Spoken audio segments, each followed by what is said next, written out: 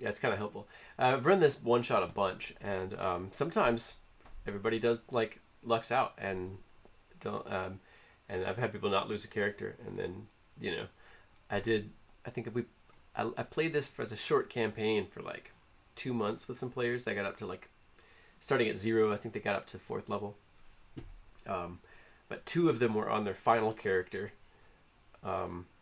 Had lost two other characters, and not final. I was gonna, obviously, it's not like you're out of the game if you lose a character. You can always make another one, but just out of the standard three that they made, and then two others that had like, and everybody else had lost at least one character.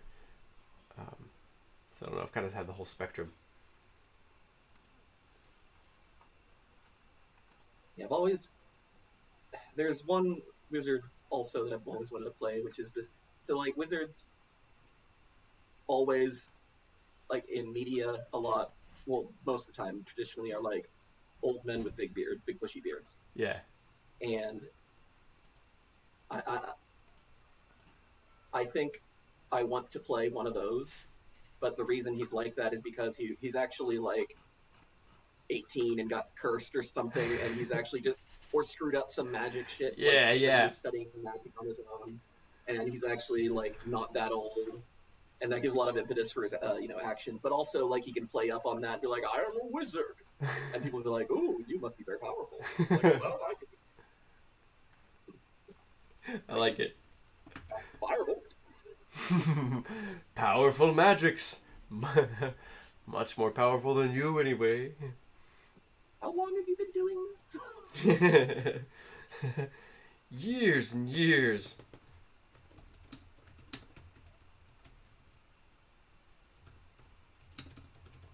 All right, I'm chatting with Childish.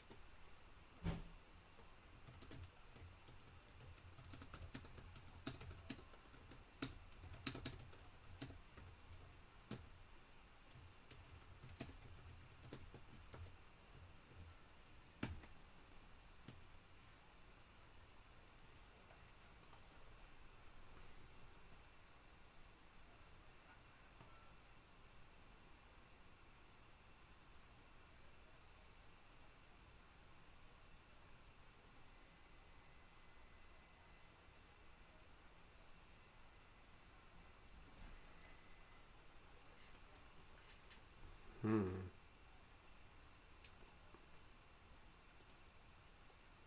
My internet seems pretty unhappy. What else is new? Right?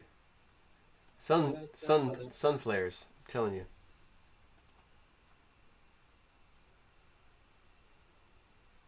Okay. I'm chatting with Childish, and um, yeah, there's just long lags. They ask me a question, and then I'll answer it, and there's like a long lag. So I'm not really sure if they're gonna make it or not. Might be having. I'd put a pretty good odds on they're just like finishing dinner or something, and they're typing with one hand. that's That's that's just that's my gut feeling. that makes sense. Yeah. Okay. I like to go with the gut, especially when all else fails. So yeah.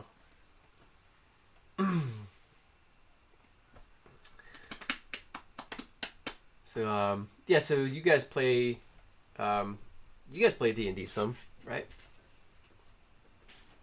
Or at least you and I Priscilla. No, Priscilla doesn't.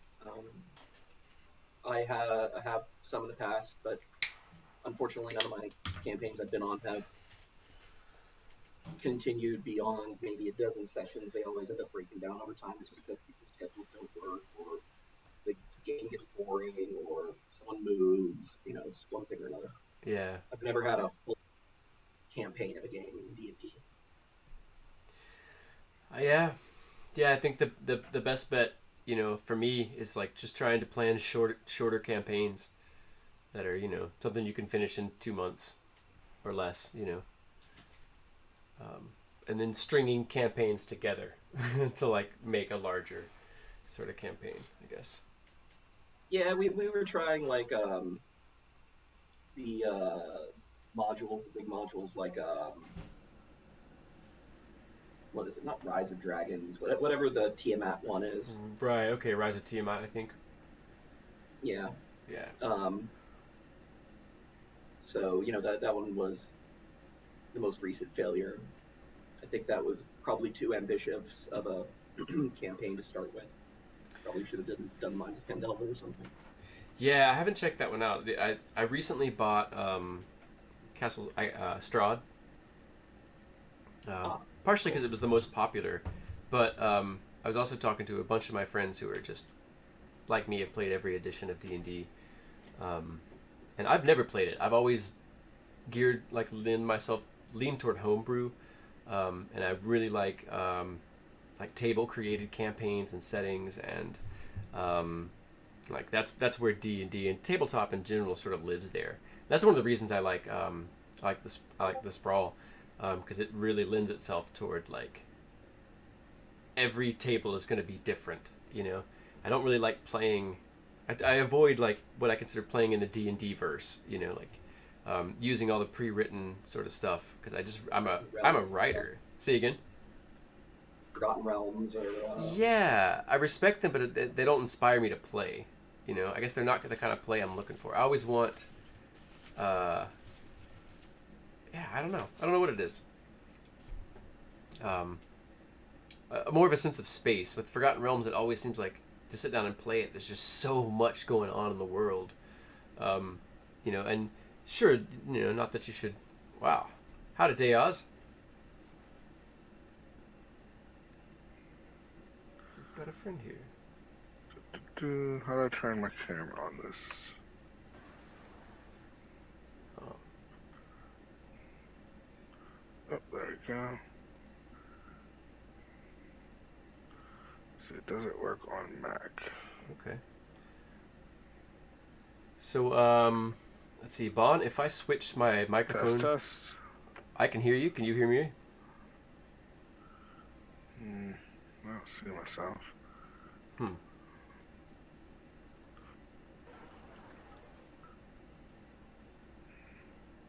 Hmm.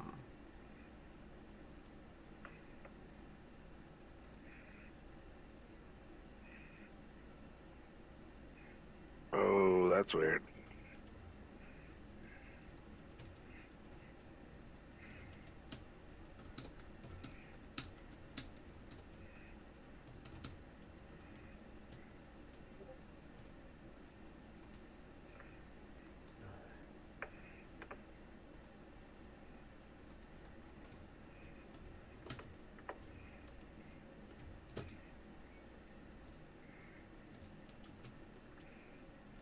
Can you hear me, Deoz?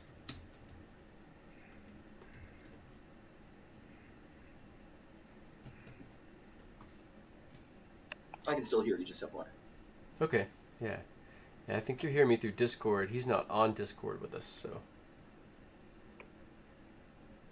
that's gonna be tricky.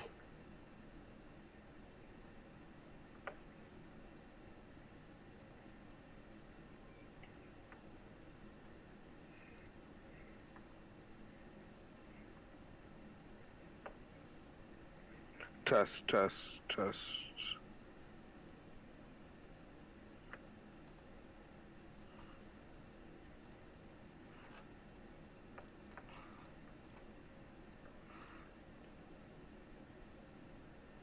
What is going on with my? Thank you. Okay. Get out of here.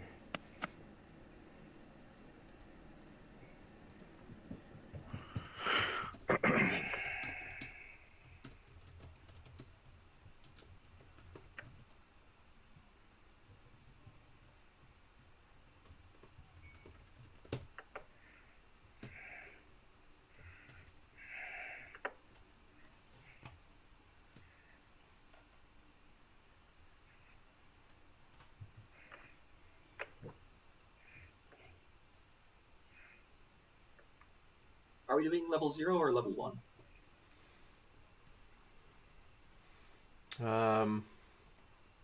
Yeah, it's looking like Deoz just went ahead and made a level 1. Um,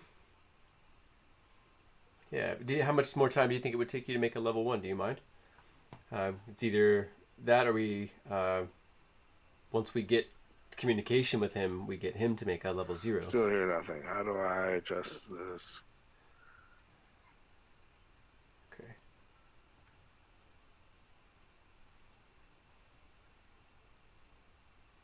think that's all right.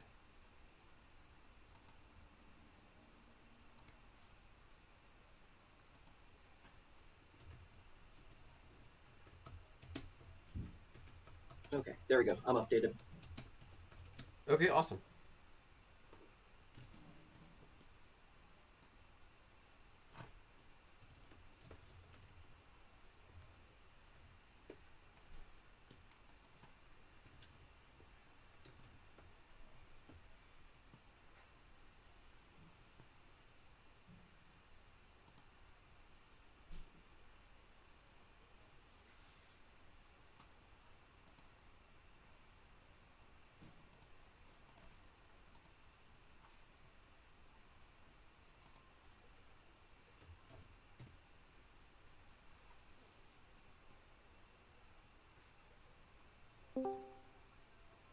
Hey, bud. Test, test. I can hear you. Can you hear me?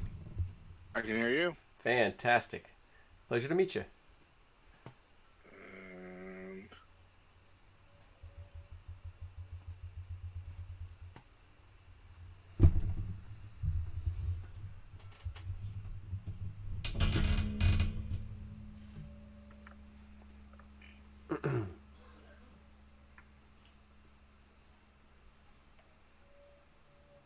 Okay. Awesome. Yeah, I guess you can just disable sound in ARealm just to make sure it doesn't pop back in on us. yeah, I muted the mic in ARealm. Okay, cool. Awesome. So how are you doing tonight, bud? Oh, doing well. I had a Wednesday where I was kind of free, had nothing else to do, and saw this post. So that seems kind of cool. Awesome. Heck yeah. Do you have both of you have maybe another extra character already made? If not, I'd go ahead and whip it up a second one. You know, just in case before we start. Yeah, I started creating another one. Okay, cool. Here just to kind of. Cool. What do you think of the so Deyoz is let's see here. It's childish. Same person, yeah. Yeah. Okay, cool. Yep. So, what do you think of the AR overlay? Like your dragon head and your armor. Dude, I wasn't expecting when I clicked costume for it to go full out. Like, Yeah. I have fangs and everything. I'm like, whoa, all right, that was not unexpected, but pretty cool. Yeah. They had it. Oh, okay. It does move its mouth a little bit. It does. It's a little. Huh. I don't know if it's my headset or. Maybe. Yeah, it might be having If trouble. I over exaggerate, like Gotcha. I can kind That's hilarious because I can see see it. look inside the dragon's mouth and I can see your mouth opening inside it. Oh, I love it. So yeah, I'm wearing my standard princely robes. Actually, I don't have any robes, just the crown. I like it a little oversized. It's a crown. You can change some. You can change a couple of details. But yeah. Sometimes I just want a little bit more. I want to be more approachable, you know, as the dungeon master. I want to put on the lordly hat, you know. So crown. Nothing says approachable like a crown. that's true. That's still a crown. It's just a crown of flowers. So awesome. So go to the menu yeah. or add my character. Is it gonna remove me from here? Yeah. You'll have to wait until if you need to, you have to drop out and pick another character and drop back into the game. So. Gotcha. That's all. Yeah. I mean, I'll stick with this, and unless you need me to have like a half elf like ranger thing. No. Do whatever. So you both found yourself and all of your characters one way or the other. Perhaps they live here, grew up here. They're visiting for relatives, or they do trade.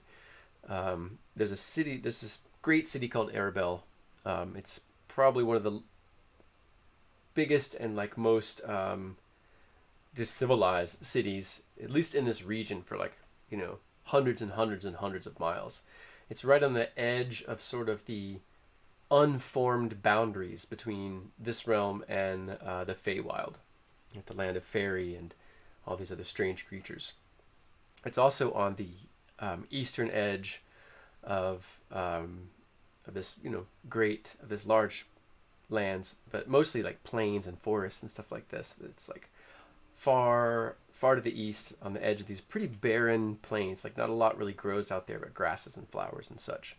And off in these foothills is the city of Arabel. There is lots of trade through here, however, because it's right on the border of the Feywild. So caravans come from fairy. They come, from different kingdoms and lands, and sort of meet there. The kingdom itself is run by a family of half-elves who are descended from heroes they call the Tuatha De Danann, and they seem to worship them like gods. But it's a fairly large city with two sets of walls, like, defensive walls, and then like an inner bailey around the palace. Within those inner walls, it's up on a hill itself. Within those inner walls, there's not only the main palace, there's the Guild Arcane, which is there's two squat towers and a tumbling expanse of like brick and stone buildings that make up basically the Magi's Guild. And there is the military district, district, which is essentially a large fortress that has parade grounds and training grounds and barracks and rooms and stables and all sorts of different stuff for members of the military. It's market day, and you've all found yourselves in a large market square. There are carts and everything. There's basically stalls everywhere, from a blanket with baskets laid out with their wares to like a nice like sort of pop-up tent or a wagon that's been drawn in, parked and decorated. Not only that, the area is ringed with buildings, like 3-story houses that all have shop fronts on them. And there's everything from pottery to cookware to bookbinders to an alchemist to a mead house and brewery, cloth seller, just all sorts of just really fine wares. And then, of course, wares of sort of lesser quality are at sort of the various tents and booths and stalls. The day it's beautiful. It's an amazing day. It's probably, it's early afternoon. It's spring. The, you can hear kids, laughing with their families in the square. And, you can hear blacksmith's anvils, and several streets over you can hear the hubbub around the docks and like ships coming in and calls for lines to be hauled and, berthing instructions and stuff like that. As well as crews unloading and, crew masters sort of like counting orders and calling cadences that people are working to. There's just all this hubbub and all this noise, and you find yourself just sort of moving around the square, looking at different wares and noting things of interest, but not really, sort of perhaps meandering. Maybe you're about to go back and check on something that you were looking at before. So, how are you all? What are you all sort of doing? We'll start with the bottom here with Deyoz. To just give you a little bit of information on your character. What are they? What do they look like? And maybe what are they doing at the moment?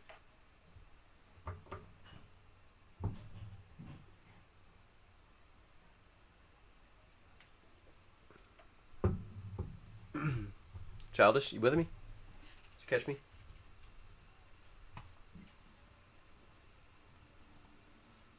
Hello? Hello, can you hear me? I hear you, yes. Okay.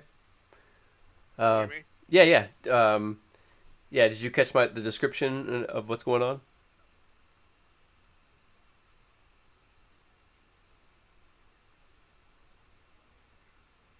Let's see. Bond? Did my mic cut out? Oh, okay. Yeah, I heard it. Okay, cool. All right. Well, we'll come back to you, Childish. How about you, Bon? What is yeah? Why What can't are you you doing hear at the me moment? right now? I can hear you now. Is is ARealm not wanting to recognize your microphone? Or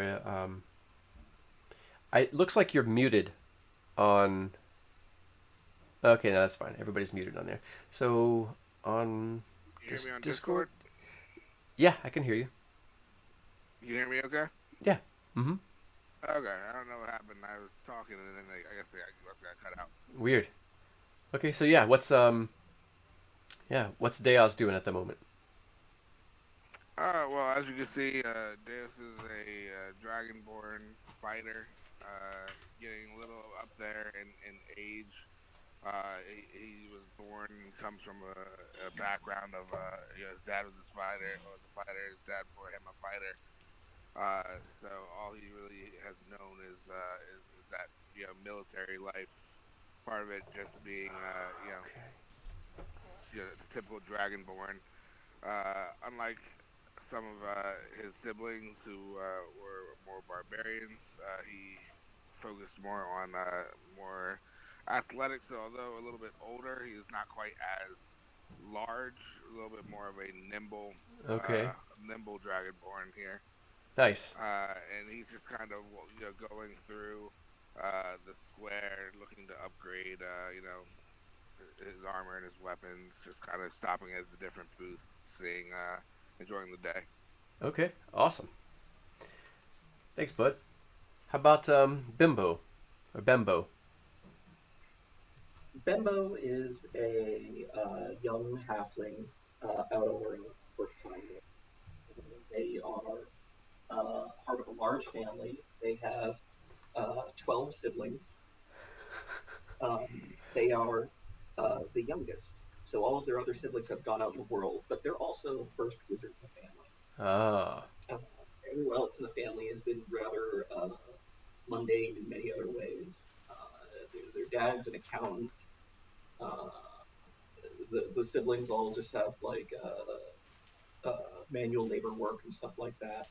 And then the baby comes along and it is spoiled, is treated like just the golden one because they're the baby, Mm-hmm. and they didn't have to raise any other kids, any younger siblings.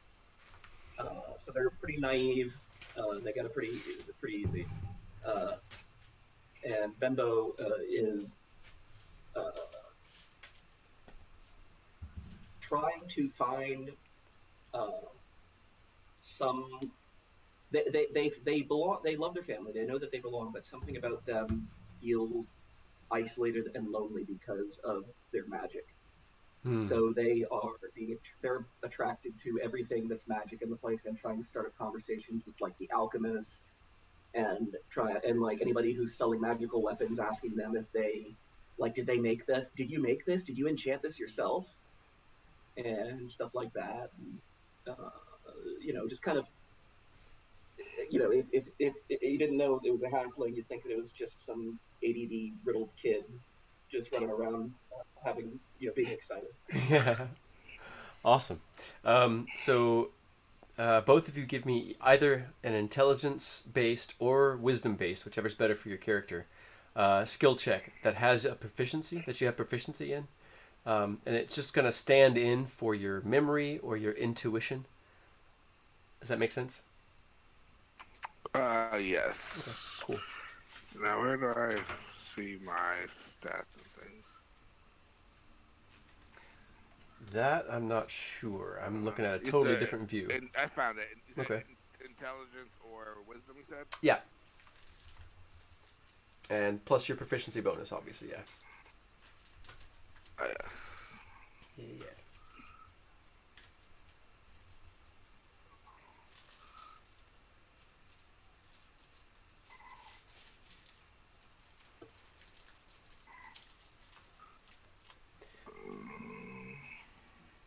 Oh One. no. No, not one. Oh no.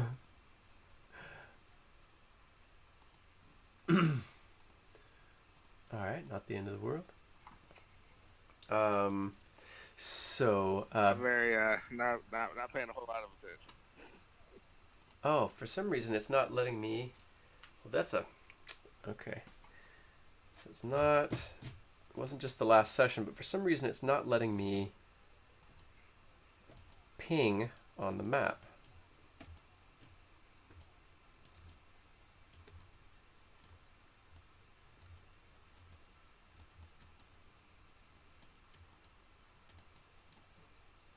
Well, that's a bother.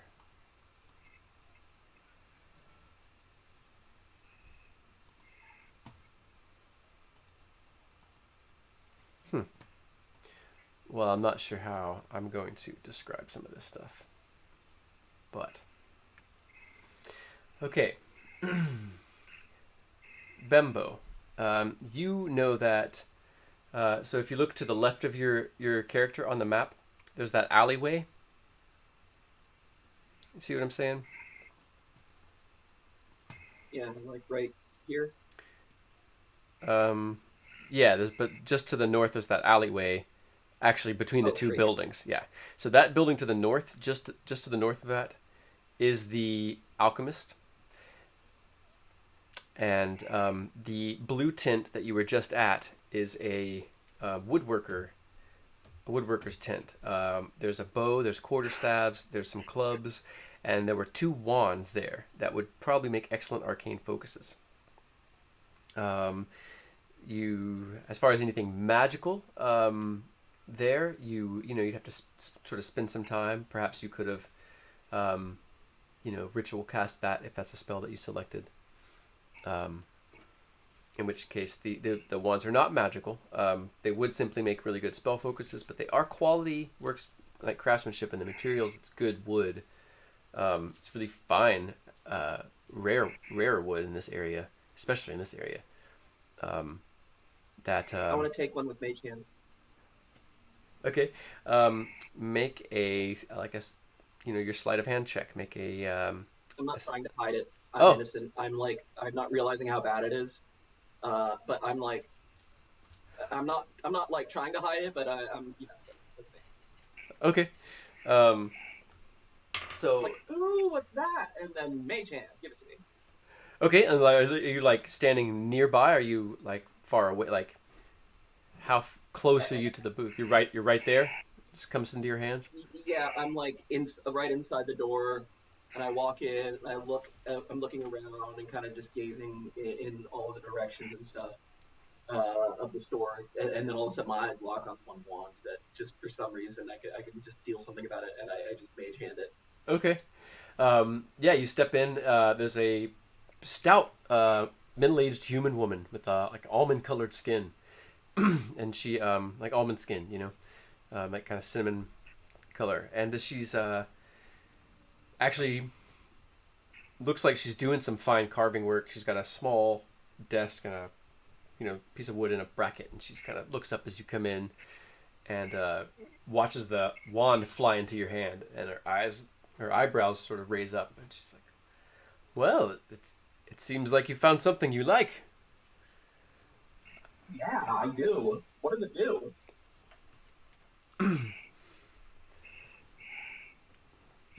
Let's see here.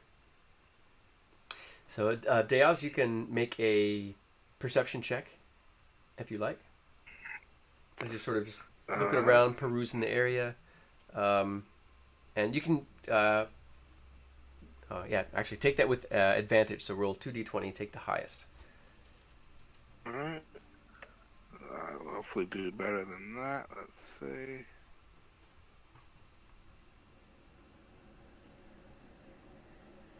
I'll lose the higher. Okay. That is sufficient. So directly to your right, there's that wedge-shaped building just to the south of that small alley. You see what I'm talking about? Yeah, that's a weapon seller. You can see a sign, which is a shield with a sword and an axe crossed behind it. And in common, Just what I was looking for. it says Mildren's. And the door is open. Inside there is a middle-aged, older, not quite old. Like he's got steel grates, a human, tall, narrow. He's got steel gray hair, very very pale skin. Not unhealthy, just like he doesn't see a lot of sun. And it's so, and he's got like a white blousey shirt on. It's not really nice material, but it's well cut, well put together. He sort of welcomes you as you're stepping in the door. As you're about to step into the door, it's like the air is like split with this great crack. Like the sound of a huge piece of stone being just snapped in half in the air above the city, and at that instant, and it almost is coming from the city center, and most people's eyes sort of turn to it, following, the source of that sound. And above the city, above like the spires of the palace, they're very quickly, it's like blooming this like ugly brown cloud, and it just looks like just polluted air, and there's like streaks of like orange and like black and little flecks of blooming red, like there's maybe fire or small explosions in it, and it very quickly like spreads until it's covering the city center, everything within the wall, the defenses. And it seems like coming out of it, or perhaps like almost like superimposed in front of this cloud, there starts to like just materialize like this great stone, and as more of it seems to come out of this cloud, the bigger it seems to get. Like, so it's sort of like growing, but really it's kind of like moving into this world, and as you watch over just seconds, there's shouts here and there, but mostly what you notice is that the city has gone silent. Like, there's cries and shouts here and there, but like even like what's happening over at the docks, it's like there's a lot less noise, and like everything's just kind of gone still as you watch this stone sort of drift downward. And when it's about 20 feet above the spires of the palace, it just like a cord is cut, and it just drops. And as it reaches the top spires of the palace, and crumples the top towers, it blasts out in a radius around it, just chunks of masonry and dust. And the stone just plummets down, part of it disappearing behind the walls. As you can see up the hill, you can see the walls on top of the hill, and then some of the spires sticking out from behind that, and the stone is now crashed down inside the wall, and a gust, like a wave of dust, kind of billows up over the wall, through the gates, and streams down the hill. And as it, it's sort of billowing towards you, and as it begins to sweep over, begins to from north to south, begins to sweep over the market square itself. And just before it covers your vision, you can see, you just barely make out as the wave of dust is sort of passing. You can see into the gates a little bit as this wave of dust is sort of the first big, like, shock wave is traveling down. You can barely make out holes begin to open at the base of this stone, and you see a stream of these small, mostly naked, like clad in loincloths, small creatures with curved blades. And then suddenly this wave of dust is covering you. And moments later, you can see shapes moving in the dust. You hear some of the townsfolk around you scream. You hear some of those cries cut short, and you can even see Bembo. You see, like, just past the sort of fountain and statue in the middle, you can see two of these creatures carrying another person between them over their shoulders. Everybody roll initiative.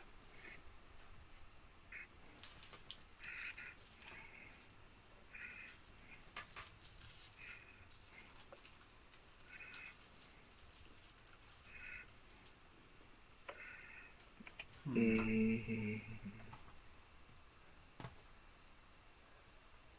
right, let's see here. That's a 6. Okay.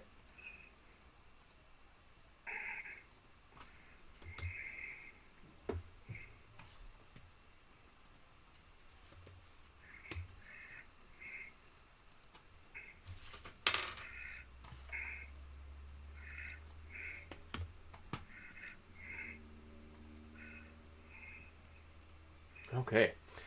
Top of the order, Bembo. You see two of these creatures dragging another one of your townsfolk forward. I'm not able to bring tokens in for some reason. I'm not sure how to do that, so I don't see any options for it. So I'm just going to have to do a little bit of theater of the mind and just describe where they are. So yeah, you see about 15 feet, across the toward the center of the map, away from you. You can see just on the edge of your vision. Obviously, it's choked with dust and rubble, or not rubble, but dust and flecks of masonry grit, sort of peppering the air around you. You can see two of these figures dashing northward. Make a perception check, just to further assess, just quickly, without stopping to look. Just a perception check to see just what you're picking up. Beyond whatever you're. Let's see here.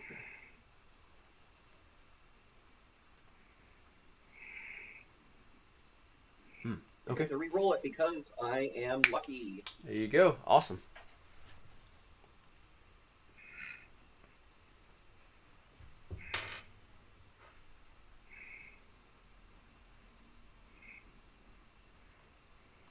All right, what's that? Okay. Yeah, so you can also see creeping along the storefronts to the left of the map, just south of that alleyway. You can see another goblin looking like they're creeping, looking in the windows, trying to see what they can see. And the door is open. So they're creeping up, looking at, obviously catching sight. You can see them stop, and they caught sight of the clerk inside, and they're stalking, creeping toward the door, obviously scimitar in hand, going to do something rather nasty. I'm gonna ask the shopkeep about can this wand do anything other than just be a stick? She says, well, certainly a magic user of the right stripe would be able to do many things with it.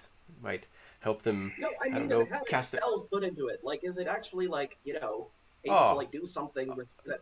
Oh no, I'm no wizard. I'm just a woodcrafter.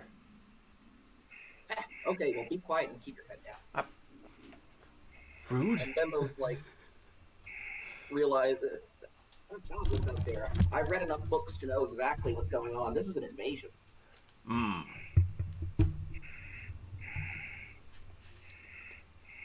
all the books he's read in this, of course, are just, fiction and stories of adventures. My time has finally come. The hero's call. He's going to go kind of to the north side of the tent he's in and under the flap there. Mm-hmm. Just through the flap on that one that's creeping in front of the alchemist. Mm-hmm. I'm going to cast Ray of Frost. Very good. Alright, give us an attack roll.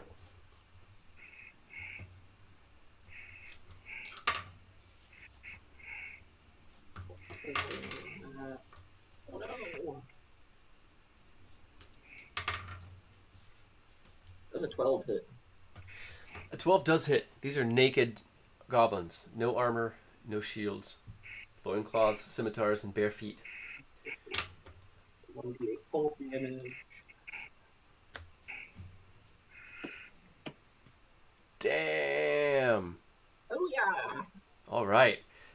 You feel free to describe that as you dispatch this goblin. I'm about to shoot it. Bembo's about to shoot their Ray of Frost. And then they realize that the goblin's head is right in front of the window, and it would probably push the head and break the glass. Mm-hmm. So they waits a second while their head kind of moves away from the window, so instead it smacks into the side of the wall, and just lines up, finger gun style, Yu Hakusho, just. Like shooting a rubber band off your finger, but it's Magical cold damage. Awesome. Yeah, That's how it's done. the goblin clutches its head with the most immense brain freeze it's ever experienced and collapses, hits the side of the wall, collapses to the ground. So you sort of crept up. Do you continue your movement anywhere else, or what else does Bembo do? Yeah, Bembo is going to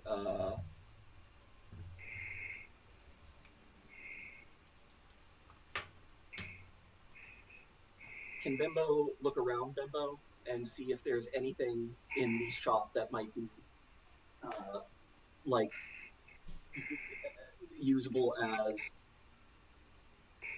There's some kind of distraction to throw. I'm wanting something like that I can use in the future, possibly that I can pick up. That if I need to like distract somebody by making a noise somewhere else, I can toss it. Oh, okay, yeah. There are. Well, there's a few different things. There's just some wooden shapes that look like they're hollow, like they might break if you threw them really hard. There's also a bunch of several look like they're wooden puzzles that are carved in clever rings and such, and it sort of jingles and clatters when you pick it up, or when and just things like that would definitely make some noise. You also spot two well carved, like really finely carved clubs, and a finely carved like redwood quarterstaff. Okay, so I've still got this one. Like, Yeah. I'll bring this back, and I'll try not to. I'll try to bring back this as well. And I pick up the jingling thing, and I try to put it in a way that it's not jingling, like something to mute it, like some part of my clothing or something to kind of rest against the jingly part. Okay, yeah. Tuck it in your sash, maybe. I want to. Yeah, exactly. And I'll just hold my position right there with just kind of an eye under the tent flap so I can see in that direction. Okay. Yeah. The the booth owner just responds. You keep those things out of my tent, and you can have the wand.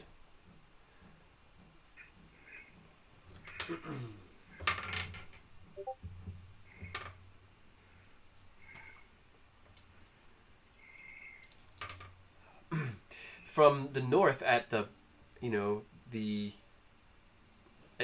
seeing the, someone noticed this magic issuing out of, coming from you, killing one of the goblins and knocking it to the ground. You hear a shout as another goblin cries, and you see it sort of coming out of the dust as it runs towards you with its scimitar raised high, and it just takes a big overhand chop at you. But it got its range completely wrong. It stopped like maybe a foot too short. Maybe it was scared. Perhaps this was its first. You have no idea, but it was just the worst, wildest. Like it literally was like this far from you, like just, and it's just sort of staring at you, like glowering at you, attempting to raise itself up to be taller than you. Obviously failing miserably at it. See, Deyoz, as you sort of stepped up, you're standing next to this weapon shop. You see, running towards you, two goblins. One stops, and it's a fire, like a small bow at you, and the arrow, whizzes by several feet from your head. Not even really dangerous. The other one rushes in and closes with you, lashes out with his scimitar, but it's not able to penetrate your hide.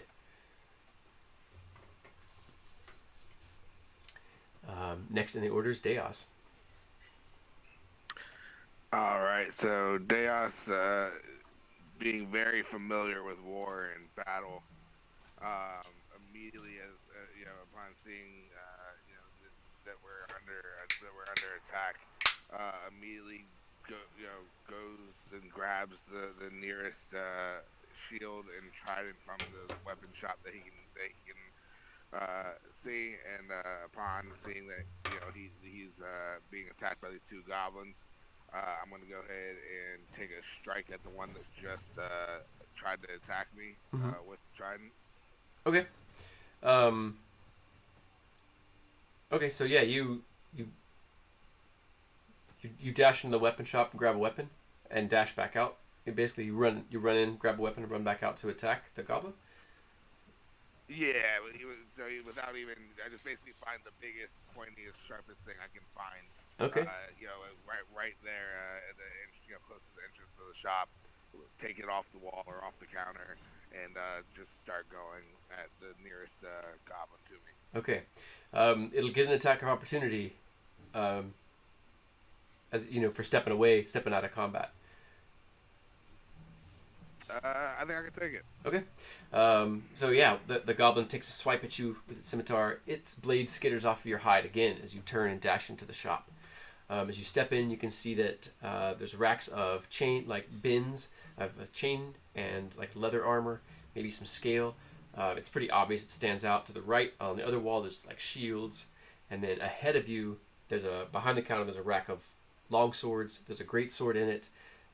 Leaned up against it, there's a glaive. Leaned up against the other side, there's a maul, like a great hammer or a two-handed mace. And there's rapiers and short swords as well. In the front window, there's a heavy crossbow, 2 light crossbows, and a suit of armor. So the quickest thing is probably to grab is to run up to the counter and grab one of these swords or something like that. So yeah, glaive and I'm just gonna grab the sword that I see right there, kind of laid out on the counter. Okay, yeah, there's a long sword. Yep, I'm gonna grab that long sword, and that's what I'm gonna go into battle with. Okay, awesome. So that's great. You just take one on the back, duck in, grab a sword, come right back for that goblin, and take a chop at it. Make an attack roll. I wish I could change music in ARealm. I think I can upload my own. Let's see. That's a hit. Yeah, awesome. Yeah. Alright. What is that great sword's damage? So you're using it solo. I assume you put it in 2 hands, so that's a D10 plus your strength bonus. Perfect.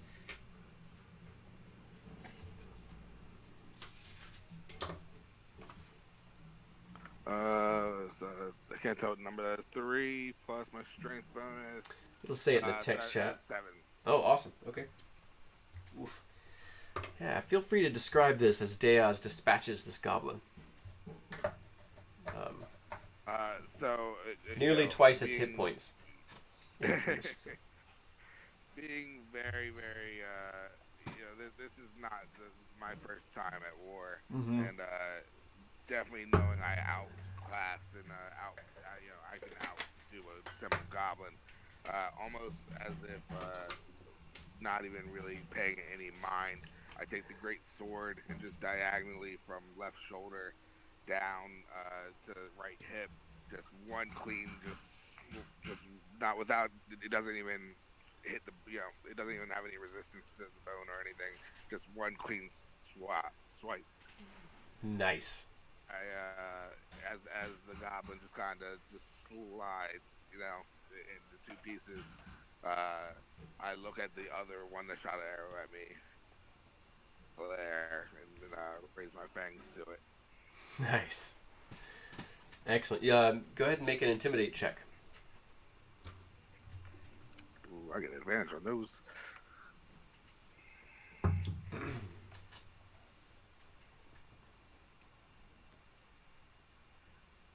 Oh, good thing. Let me go ahead.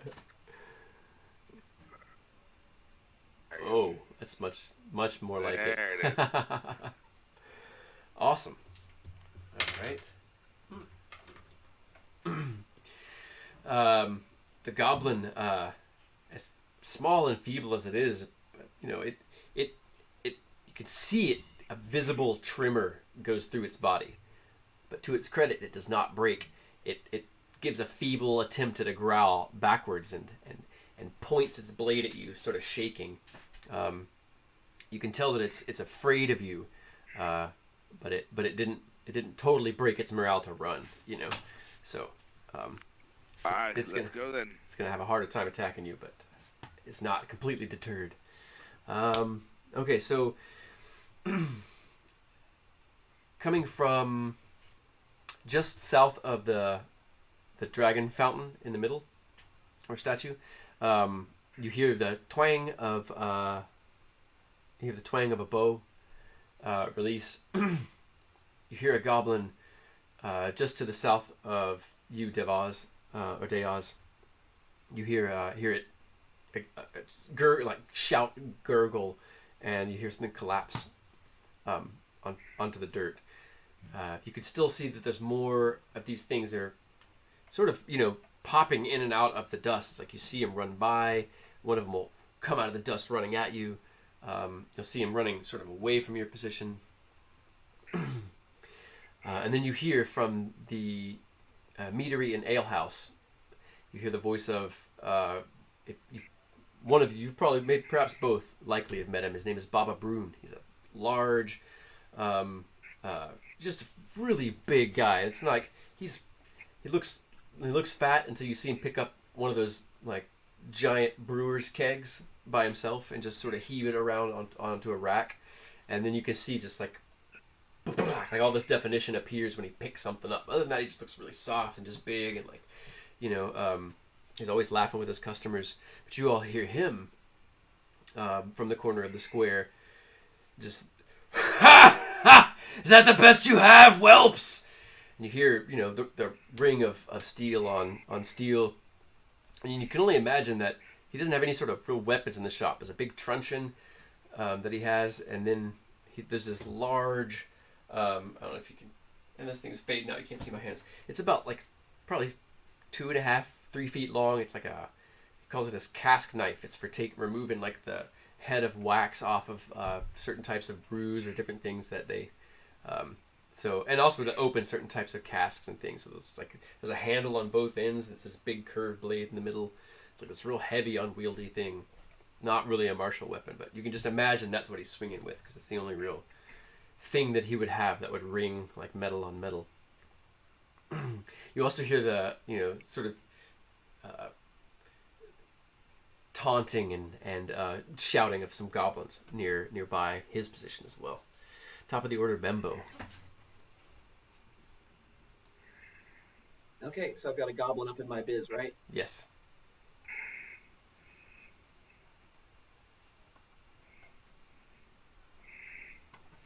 Okay.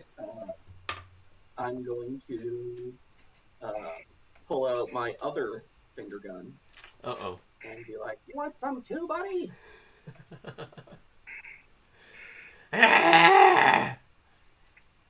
Is its only response.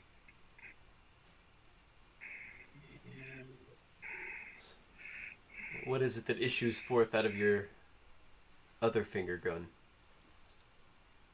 "Another ray of frost for you!" Man, that is a hit.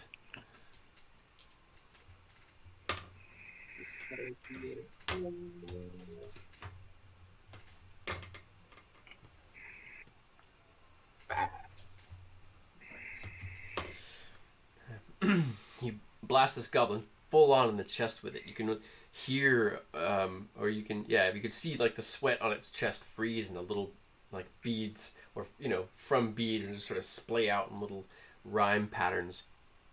And it kind of gives it a shiver, and it gives just a low hiss, and like its eyes narrow, and like it seems to be kind of leaning back from you now, but still pointing its sword out at you. And it seems to be like it starts moving a bit more cagily, trying to like distract you and get your focus off of it. So trying to ready a, it's trying to ready a that dodge. doesn't normally happen. Usually they die. Yeah, Bembo would, with his lack of actual experience, turn tail and run. So he's going to run out 10th lap here.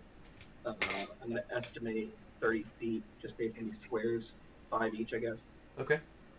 Yeah, 5 each. I'm going to run just south of the dragon here with my arms literally flailing. Awesome. So diagonally to your left, you catch a half-elven woman. Looks fairly young, but you can't tell with half-elves or elves.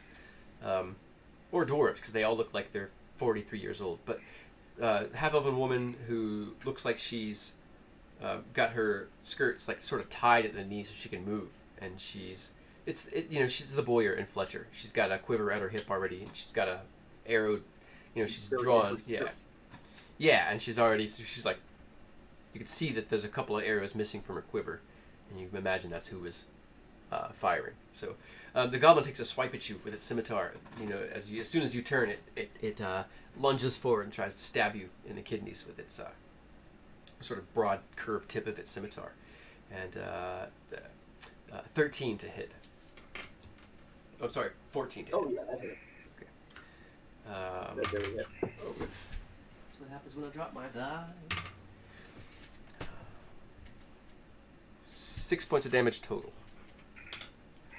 Okay, so this is he sees this half elf woman, and it's like music starts playing in his ears, and he's in love. And it's just beautiful music in his head. She's looking and so right. Slow motion. Just this knife just going right into his kidney. Like,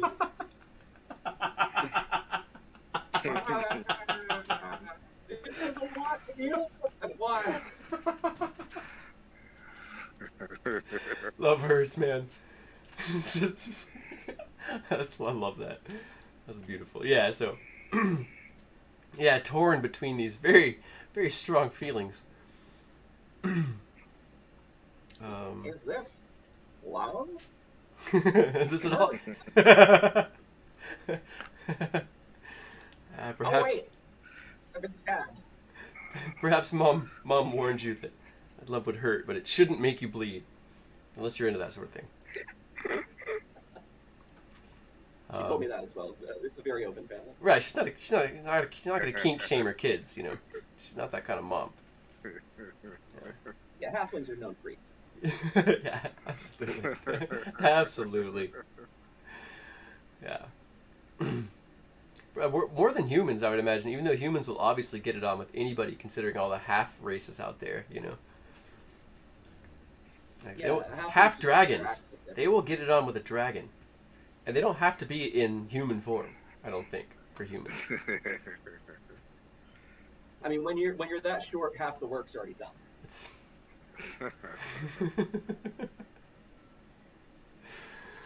That's true.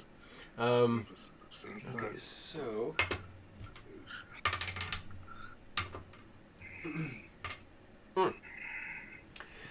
so Deyoz, another a goblin. So the blue tents to the left of you.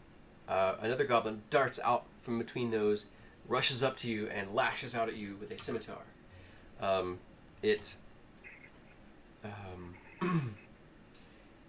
it oversteps, and it's basically, it oversteps the sweet spot on the blade. Is not going to connect. It's going to basically hit you with the pommel of it, and it's really easy for you to just bring your weapon up, block it, and make an attack. So it provokes an attack of opportunity because it critically failed on its attack and did not recover. Beautiful. Meanwhile, the archer to the north of you fires with his short bow for a 17 to hit. Ooh, 17's gonna hit, yeah. Okay. That is 4 points of damage at Deyoz as the arrow thumps into his midsection. But you do get this attack of opportunity on the goblin in front of you. How do I lower my health? Oh, here we go. I said 4 points of damage? Mm-hmm. That is correct. And yeah, right. did you roll your attack yet? Did I miss that? I looked away for a second. No, sorry. Okay, cool. No, don't be sorry. I just wanted to make sure I didn't have something to apologize for as the dungeon master. Am I using the same, you said that was a D10 on my sword, right? Yeah, D10 damage, yeah. Just gotta roll that hit first, though. Oh, right. Yeah, sorry. Oh, it's all good. Oh, God. Thanks. Two-handed weapon, though, right? My class lets me re-roll ones on two-handed weapons. But let me roll to see if I hit first. Okay, yeah. Nope. Doesn't even matter. I don't think with a 8 I'm gonna hit. Okay.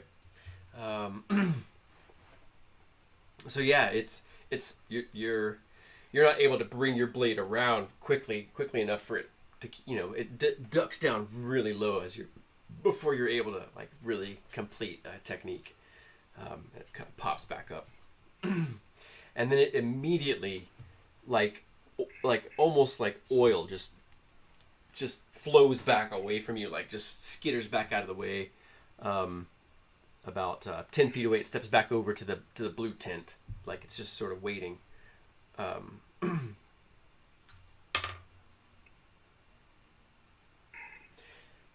It gives a shout, and it repeats the same word a few times. There's a couple of other words in there, but it's just repeating itself, and it seems like it's like, over here, help.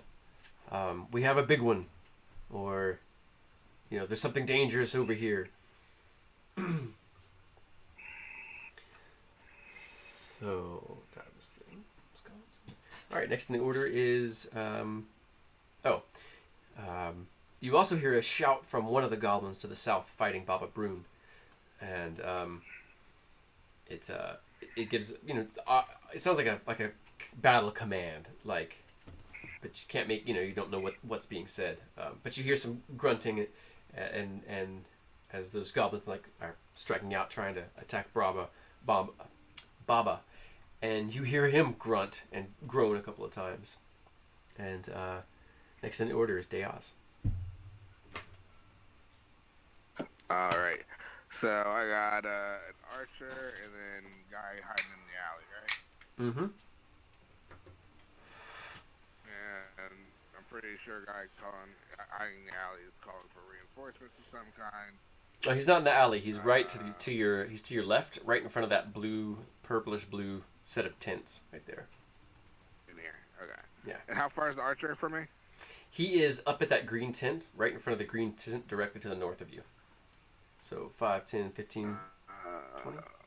Yeah, if you move 20, you would be within 5 feet of him. Yeah, I definitely want to take out this archer first. So I'm gonna move this area up here. You said? Yeah, it was basically directly up from you on the map from where you were at. So 2 squares, yeah, or 4 squares, 3 squares directly north. I wish I could. Oh, that green town. Gotcha. Yeah, he's right in front of it. There you go. So that's right up on him. Perfect. So I take an arrow, right in between my armor. Yeah. First time in a while I've actually gotten a little hurt from this. So I rip out the arrow and I go charging at the archer. And I'm gonna go ahead and try to just attack. All right. Very good. Oh yeah, I forgot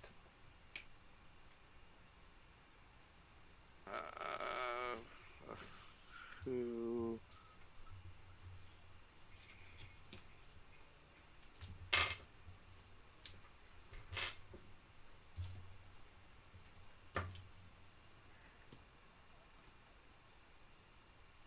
Does the 12 hit? Yes. Yes, it does. Perfect.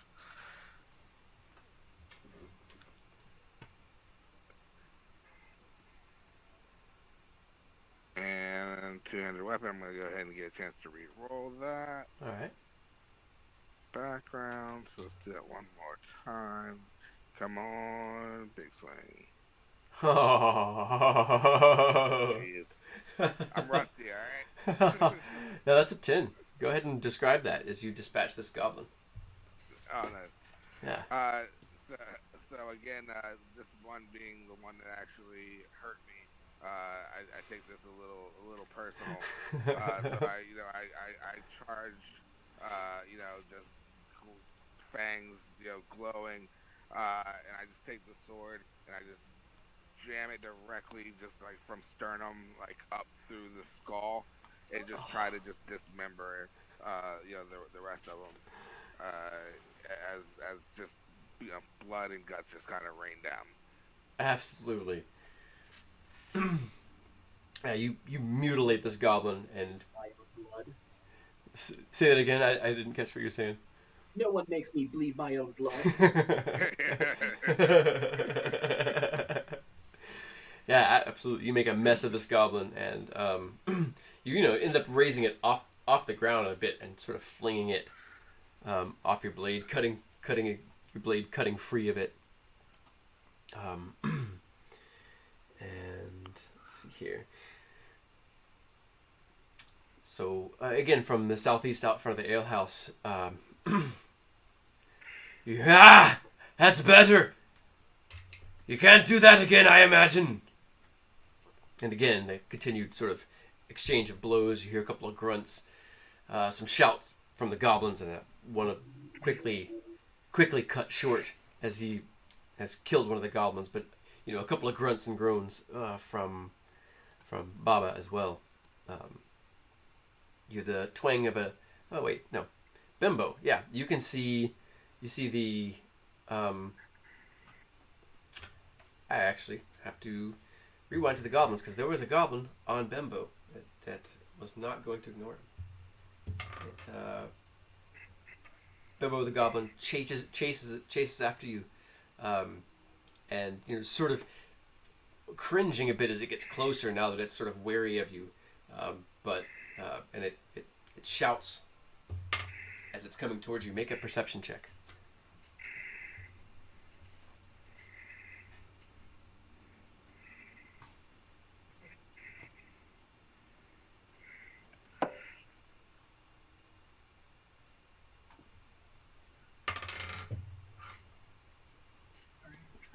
That's okay. No worries.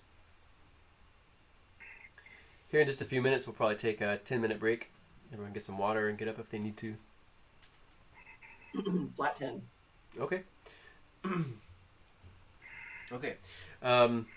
You do not notice. Okay.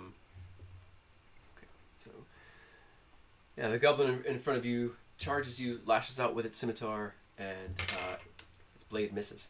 Then you hear a shift of feet in the dirt behind you, and does a 13 hit Bembo?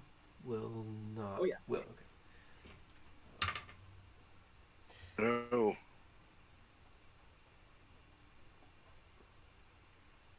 Bembo takes 3 points of damage as you're slashed from behind. Ah, my prime! You cut it down! And yeah, you're at this point you're completely free if you want to just abandon this character and bring in another one,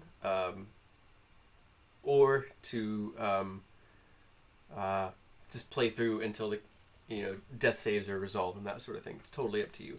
There is the potential for Bembo to receive aid from the folks around him. However, if you don't want to wait, do that. Okay.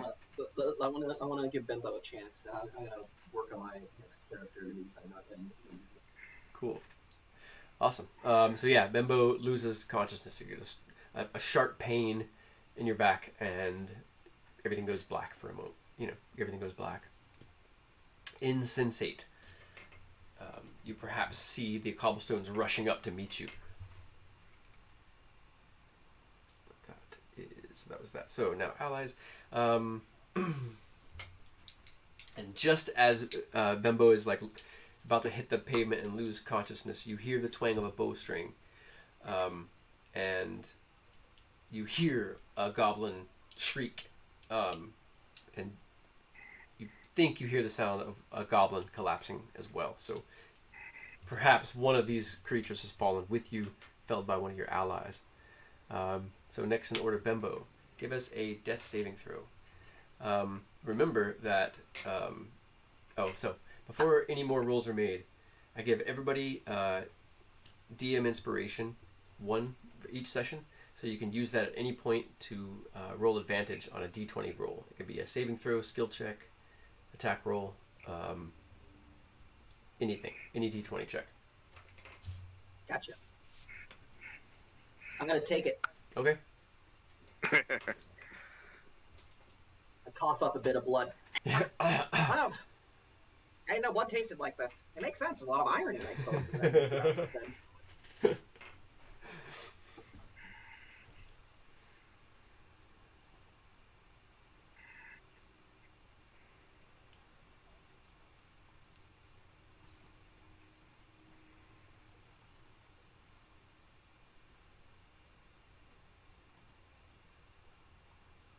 So you're just gonna take that one and not okay. Yes. All right, so Correct. so that's one failed death save for Bembo.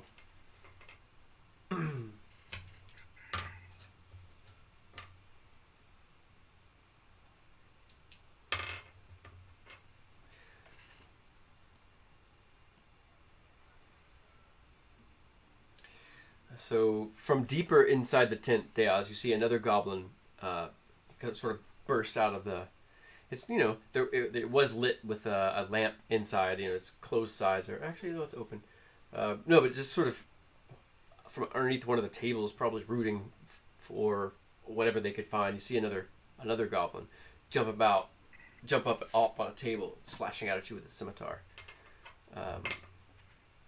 For a 12 to hit. Oh, I'm sorry, no, 10 to hit. 12. 10 does not hit. 10 does not.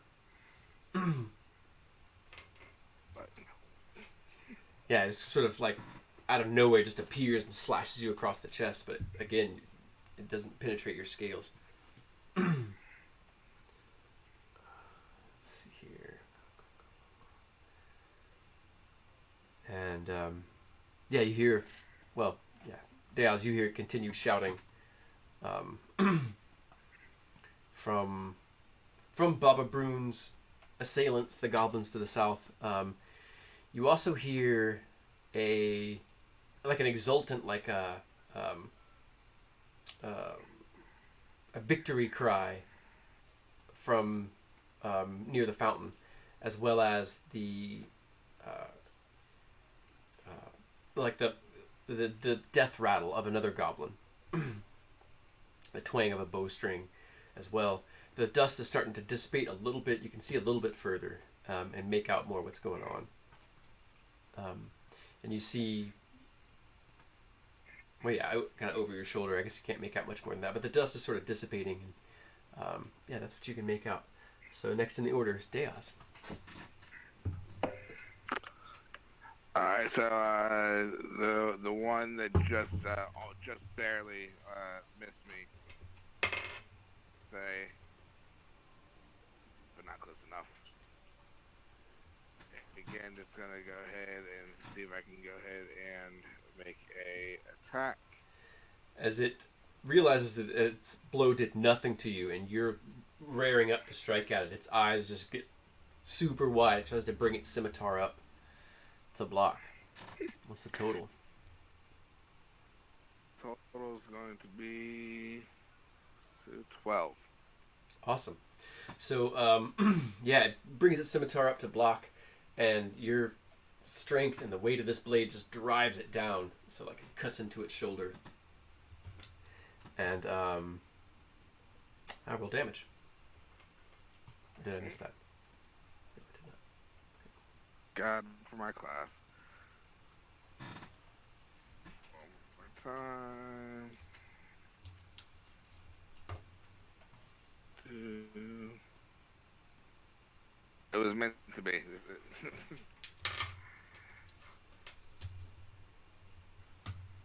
Just one.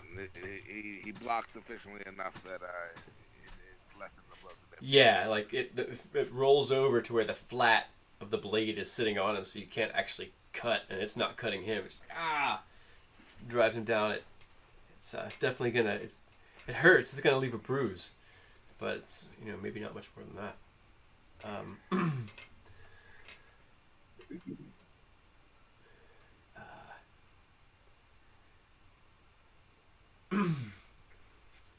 You hear, again, a laughing, bellowing shout from Baba Brune. I could fight you all forever! Pitiful things!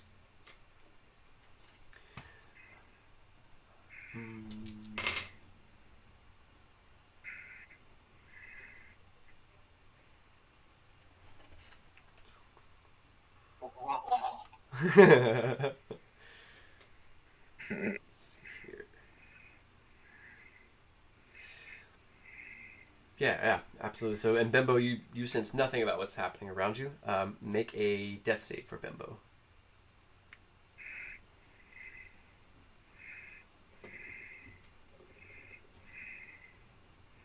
And you can use that GM inspiration for a death save if you like. It's definitely one of the options.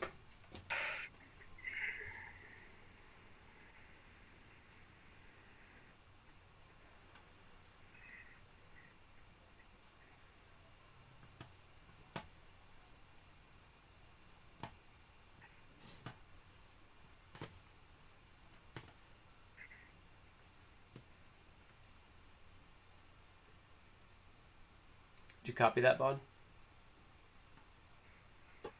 Oh, I'm sorry. Is it my turn? You say? Oh, no, yeah, it is. It's my turn for my death roll. Yeah, it is. No, I apologize. I thought that you were. I thought. Oh no, it's fine. Yeah. No worries. But yeah, you can use that GM inspiration on death saves as well. I don't know if I mentioned that, but that is a possibility. Might be using it. Okay, nice.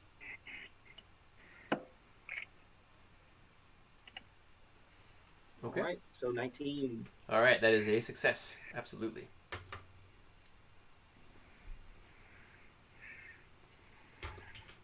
A little bit of I suck up a little bit of the blood that I coughed up a minute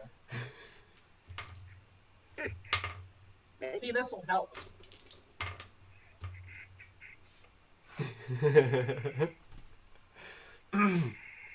Yeah. You don't start bleeding any harder. That's for sure. Goodness. Right. So, Deyoz, you have one that stepped out of the tent. The one from that you dashed past, you can hear its bare feet slapping on the cobblestones as it rushes up behind you. The one in front of you, like, reaches out, lashes out to stab you in the chest, trying to take your attention and distract you from the one behind it. The one in the front, its blade, of course, glances off your scales. The one behind is an 18 to hit with its scimitar as it tries to cut into you. And that is 3 points of damage for some low damage rolls for these goblins this time. Ooh. That puts you at 3, okay.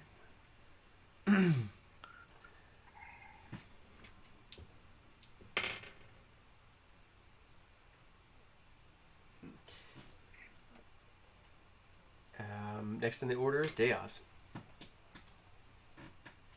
So just taking a blade to the back, and not doing too hot right now.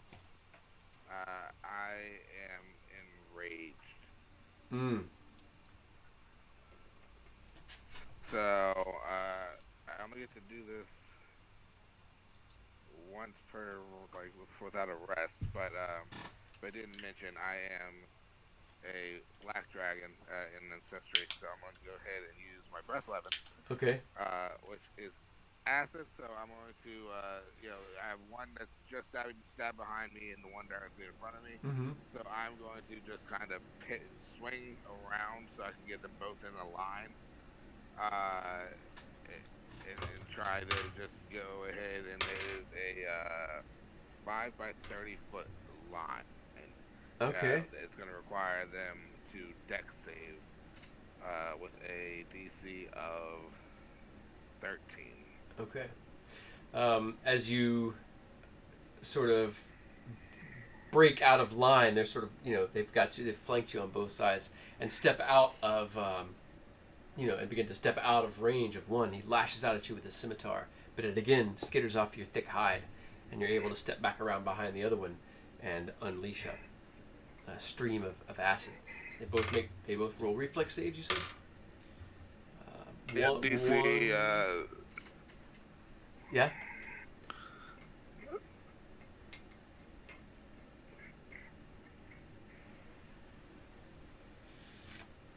I'm gonna guess an 18 is a success and a 5 is a failure.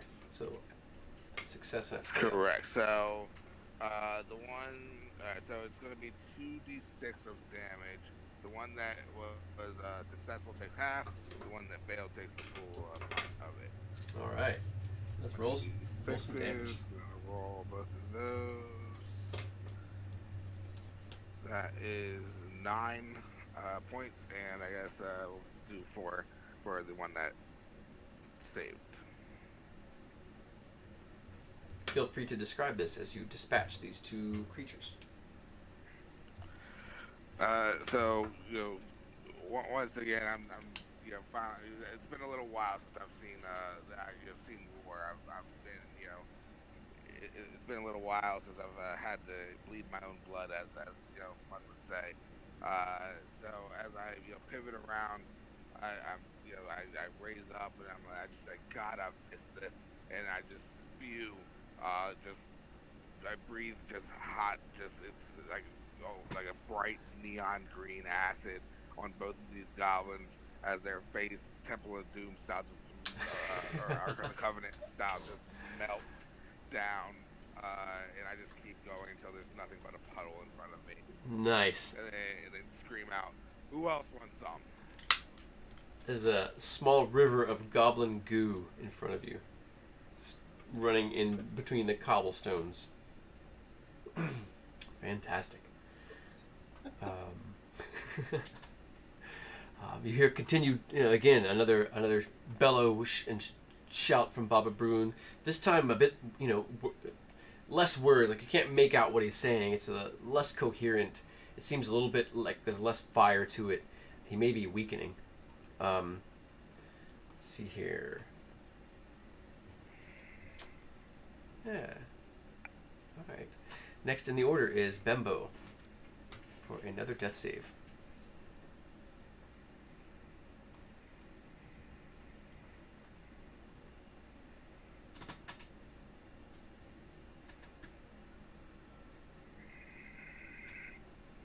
That's a success. That is It's working. 2 successes. I got more blood.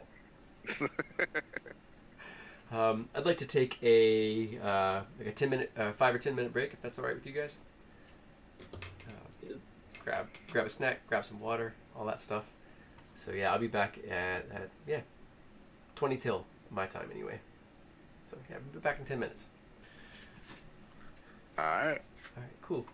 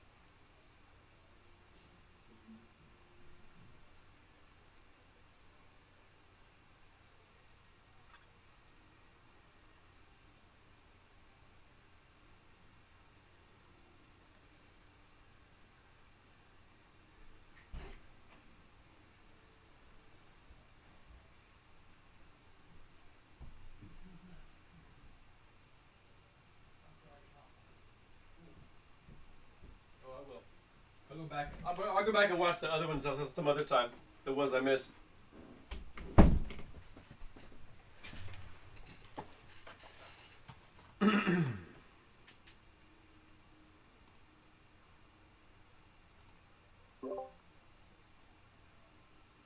I am back.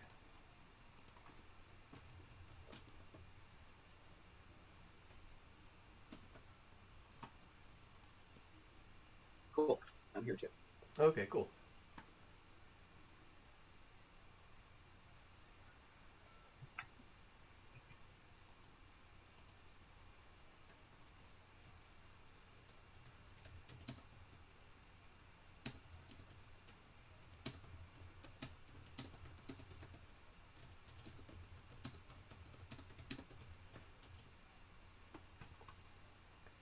Yeah, I'm glad you joined me. I do feel like a little bit. I'm like, man, I feel like I know my one shots need a little work. I'm not super. It's a really new idea to me. I've never really run one shots. I'm always like, I like campaigns. I like long term play. I like the table getting to know each other and the characters and all that stuff. So, Yeah. Honestly, I'm kind of looking forward to the day that John dies because I think that the story of his wife picking it up and being like, I'm going to make her an assassin class, oh my I think it's god, great. oh my god, that is so awesome. I Man, know, right? I love it. I'm also kind of a. I also enjoy coming up with writing narratives. It's Yeah, I used to want to be an author, but I have sounds like you since still do. gone to other things. Huh? Sounds like you still have the heart of one though. The way that you characterize and the backstory, the alacrity with which you come up with backstories tells me you basically are a creator of and generator of fictions and stories and places and you know I support however feeding that however and serving that side of yourself however you do that it would be not only good for you but people around you. That's the thing about, and it is art. Don't let anybody fuck you up over that. Like playing role playing games, coming up with cool characters and concepts, and interacting with other players. It is an art form, and it's something that it speaks deeply to us. There's a reason that we do it, and we have all these like, oh, it's silly, and I like it because this reason. But really, there's some deeper reason that we're drawn to it, and I've thought that since I was 19 years old. You know, looking around tables, watching people's personalities develop throughout this campaign, watching them work through traumas and different stuff like that. Like, and then whether reading a book or at the table, you know. So like I really feel like fiction and play and storytelling is a really central art. I feel like it's what every other artistic medium is kind of trying to do. Every painting and sculpture is trying to tell a story. Every movie certainly is, you know. But books do it better, you know, and oral storytelling just do it better, in my opinion. So Before there was history, there was story. absolutely. And so I really like your creativity in that way, and I don't I don't jerk people around as far as that. That's too important for me. So yeah, man. Even if it's a hobby, even if you just decide, oh, I'm going to write this story and throw it on this Reddit forum on the internet, or I'm going to put it on this Facebook group with other people, or I'm just going to share it with my friends, or whatever it is, or like, well, okay, I want to start a campaign now, or you know, granted, I know we all don't have time for a lot of stuff, but you don't have to work on something every day for it to matter to you, you know. Yeah, it's Or other I'm people. a programmer like, by day, Mm-hmm. and nowadays when I try to do anything creative, it always ends with like, man, this would be better if I made it into an app or a game instead of like whatever. I feel drawn to like making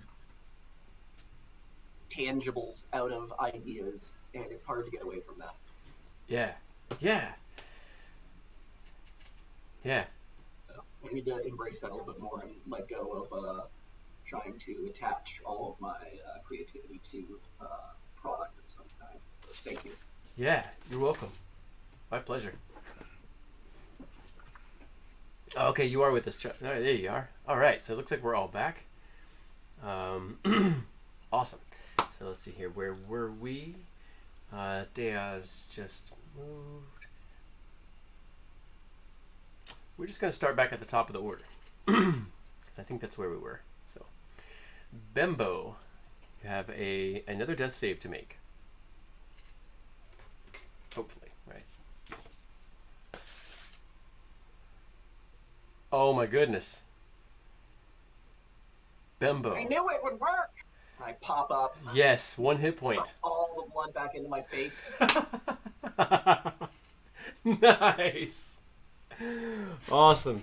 Yeah, I was gonna say change that to 1 hit point. That is beautiful. So yeah, you just force of will, whatever it is. Yeah, you just your eyes. You're conscious. Your eyes wake back up. You can. You have your action, so you can stand up as half your movement. You can use the rest of your movement to move, but you wake up. Standing over you is oh no, wait, let's see here. Next to you is a fallen goblin. 10 feet to the south of you is another goblin who's fighting the half-elven woman. She's now drawn a belt knife, a pretty long one. Might do more than 1 damage, and is sort of blocking with her bow, trying to deflect this goblin's scimitars and trying to stab at it.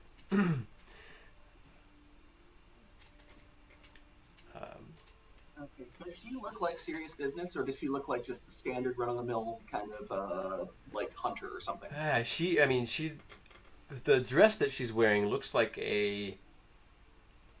peasant's wear. It's wool and cloth. She's a craftsperson. She's the Boyer and Fletcher. So she's a good shot, but you don't know that she's a skirmisher.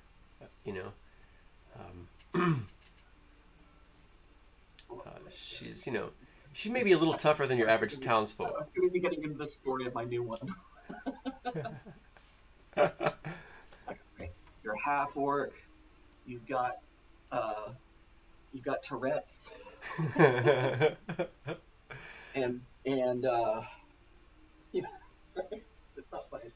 I'm not making fun of the disease. I'm trying to think of random properties of something. No, it's totally fine. Character. Just to be clear with this.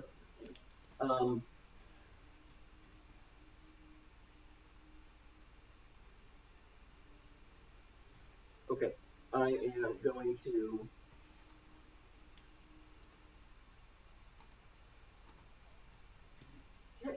I'm just gonna do a ray of frosting and be like, go with what works, baby. Okay, and you are prone still. No, I'm gonna spend half my movement to stand up when I do that. Let me double check. I think. Let me double check on a rule question. Because I think. Advantage when prone. I think so. I know. Yeah, there's a few different weird mechanics around prone. Like if you're prone, there's disadvantage on ranged attacks against you.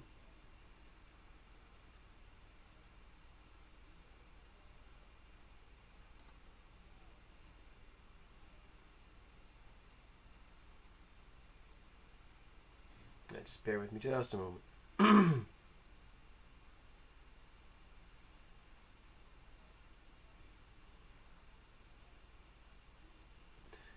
Okay, I only see a ruling about crossbows. You have to stand up to reload them. Huh, interesting. Makes sense. I didn't think of that. Okay, yeah.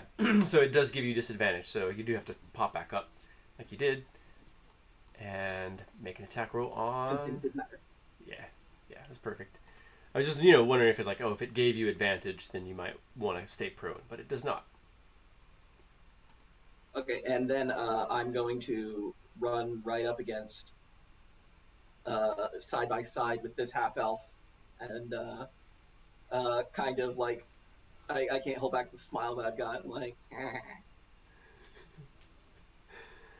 So that was a 20 to hit. Awesome. No, I got a 3. Oh, for some reason it's not showing up in chat for some reason. Okay, cool.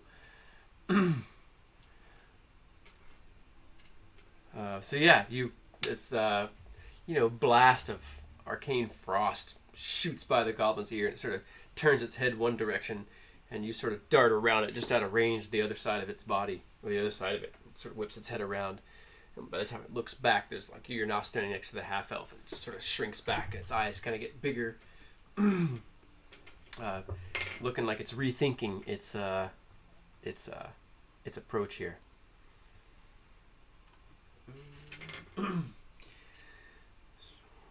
So it shouts and slips back out of range from you and darts basically to the east, almost all the way as far as it can.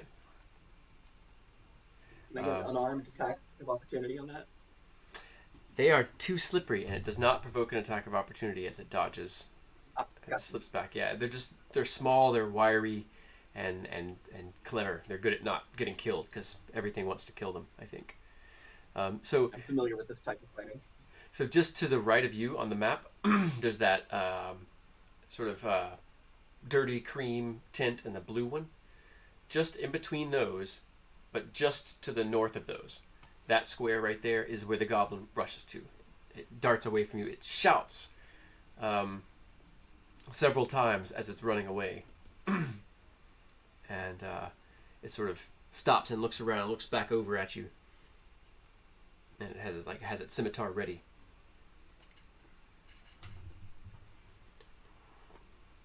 Oh yeah, okay. So Deyoz, you have just melted these two goblins. Just absolutely.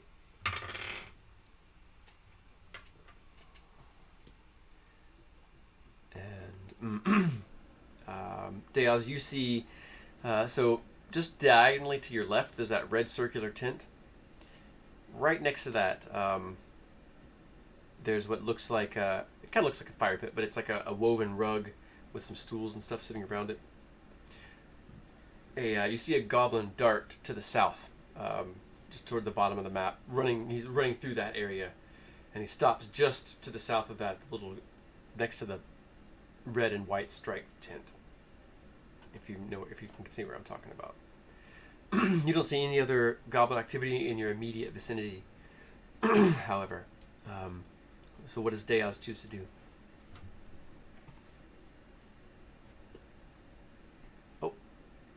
Oh no.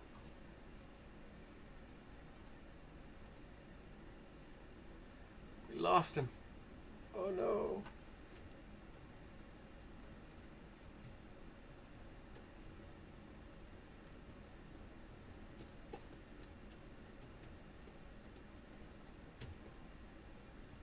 Hello? Oh, you're back. I was Am I just... back? Yeah. Yes, I can hear you. Okay,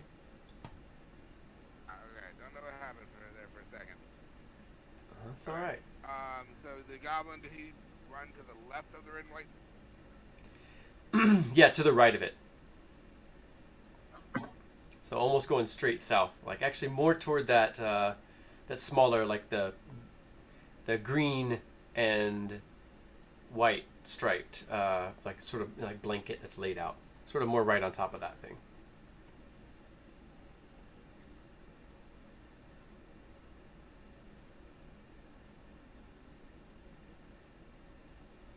So yeah, about 25, or 5 squares diagonally to your left, down to your left diagonally.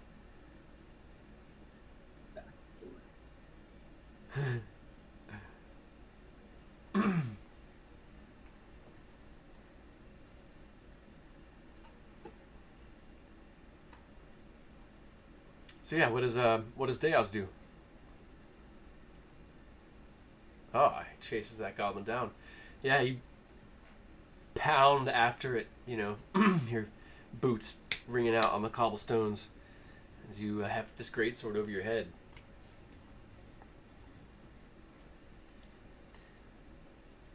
Feel free to make an attack roll if that is what you choose.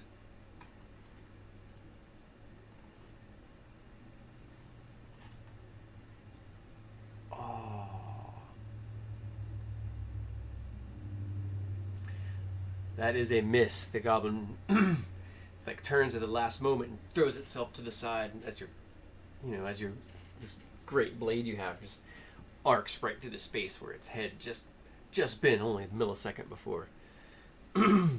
sort of grunting and looking at you. It's got it's holding the back edge of its scimitar on the other hand, sort of like shifting back and forth, waiting to get its, maybe its blade flicks out, feinting at you a few times. All right, so before we continue the next round, I want to remind you, Deyoz, have you used your inspiration yet? I know, Bembo did. Okay, cool. So remember that coming forward. You can use it to gain advantage on any d20 check or roll of any sort. Sweet. Man, you're rocking that dragon head. It looks great.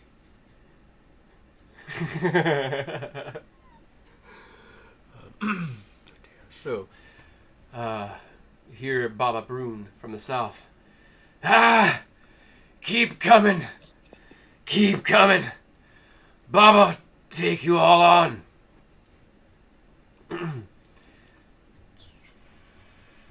The archer next to Bembo lashes out with her dagger, trying to... oh no, the goblin has darted away. She quickly sticks her belt dagger back in its scabbard, draws an arrow, and fires it at the goblin. How graceful. She gives the faintest little smile out of the corner of her mouth as she releases the arrow. And it just blasts right through the goblin's thigh, just in one, out the other side. And it basically thuds into the wall just on the other side of that blue tint directly to Bimbo's right. So that building to the far right basically is like the arrow blasts through the goblin's leg. Oh no, he went up to the north. The next building up on that corner. It blasts through the goblin's leg, keeps traveling, and sticks into the wooden facade of this, wooden siding of this shop front pottery store. I'm going to say, nice, and hold up my hand for a high five.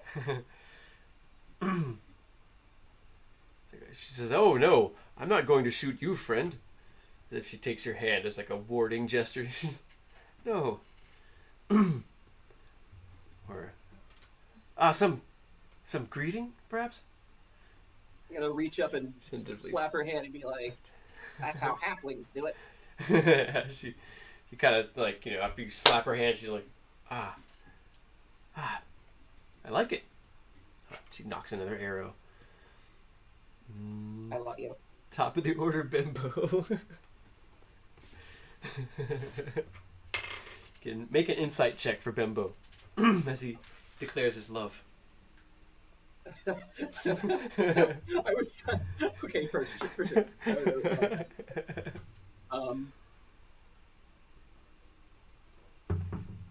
Investigation, you said?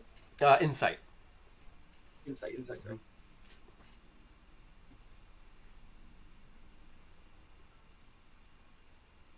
Oh. Excellent.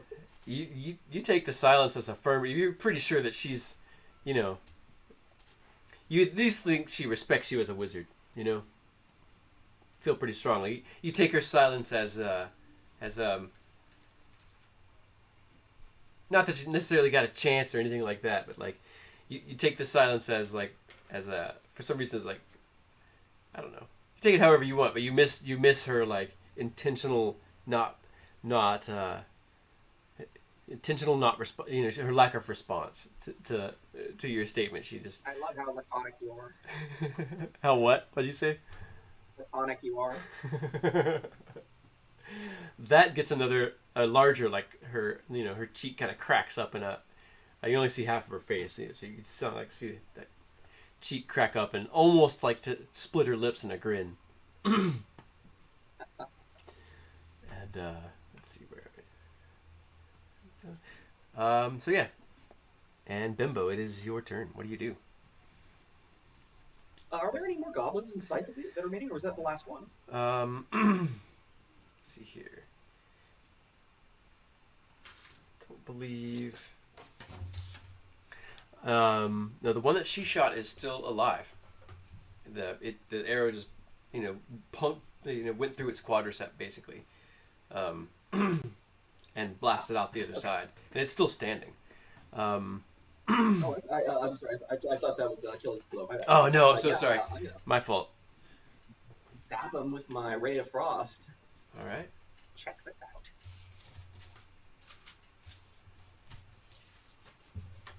Oh, thank God. That's a hit.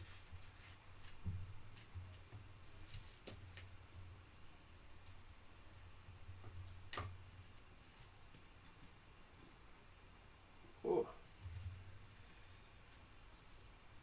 This goblin is dispatched. Would you care to describe that, Bo? I will, happily, if you don't. It's fine. I just always give my players the opportunity when either they roll max damage or they crit. I'm trying to impress her, so I do my finger gun behind my back and just center a mass. And it makes them lift off their feet and fall to the ground dead. And I'm looking her in the eye the entire time instead of at the target. Nice. Perhaps like over your shoulder, she can see like the impact site steaming with cold, in the summer air.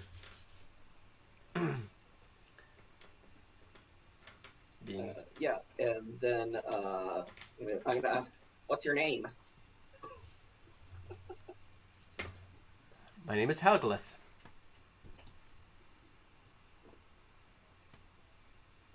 Which you're sure there's extra L's in there. You think you caught Halagaleth, but it was really fast. So Halegaleth, something like that. That is my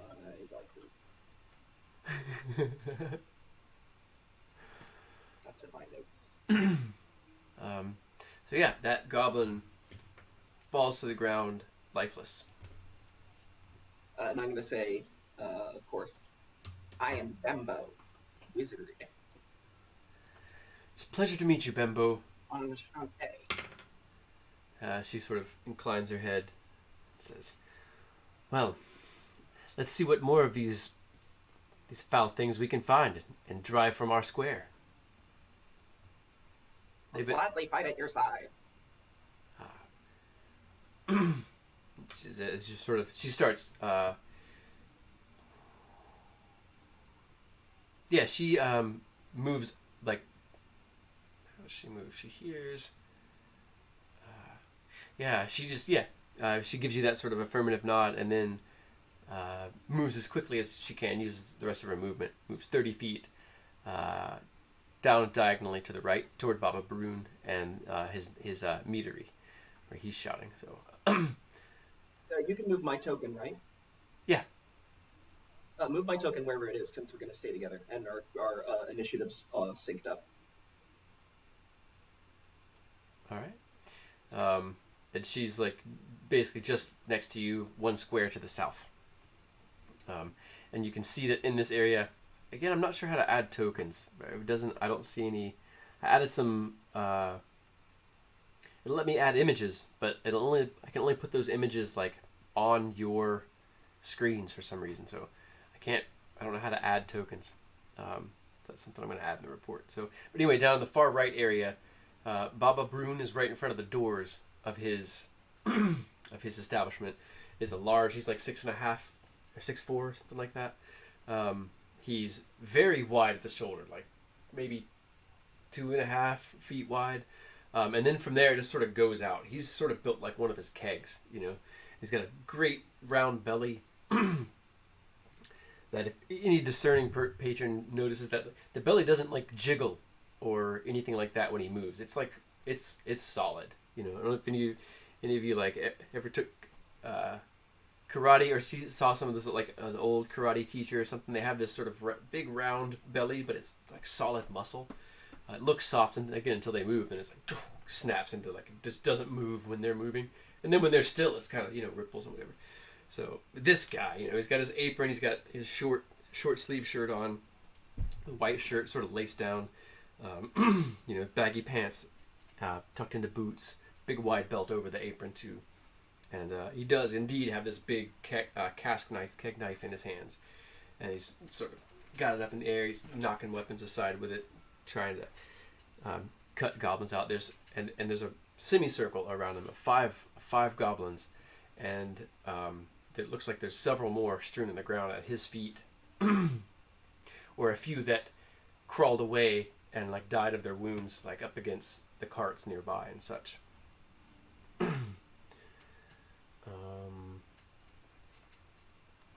You can also see that Baba's got several cuts on his arms, on his chest, on his legs, where his like clothes are slashed up. There's nicks and deep gouges in his apron, and his left arm is just red and wet, like from all the little nicks and cuts, and maybe some deeper slashes. You can't really tell. It's just a mess, and he's moving a lot. So he takes a few more cuts. He looks really hurt. And the goblins are all just like, they've got a system now. They're like starting to alternate and fall into a rhythm of slashing at him and starting to take him off guard, where he goes to block one and two more cut at him. They all look afraid enough that they're not able to like cut with the sweet spot of their blades. They're like nicking him and slashing him with the tips and trying to stay back. Occasionally one of them will come in and like get a deeper cut, but they all, several of them you can see have like already taken some blows that way, and so they're kind of again standing back trying to chop at his knees or ankles, or like slash at his arms when he slashes out at them. So let's see here. Next in the order is Deyoz. Oh wait, no, there's a goblin engaged with you. He turns and slashes with his scimitar, and it skitters off of your hide again. It's an 11 to hit. So, Deyoz, how do you respond to this aggression?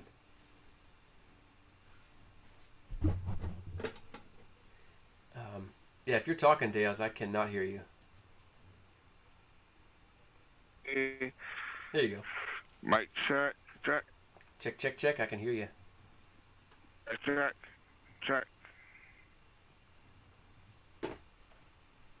Am I Yep. good?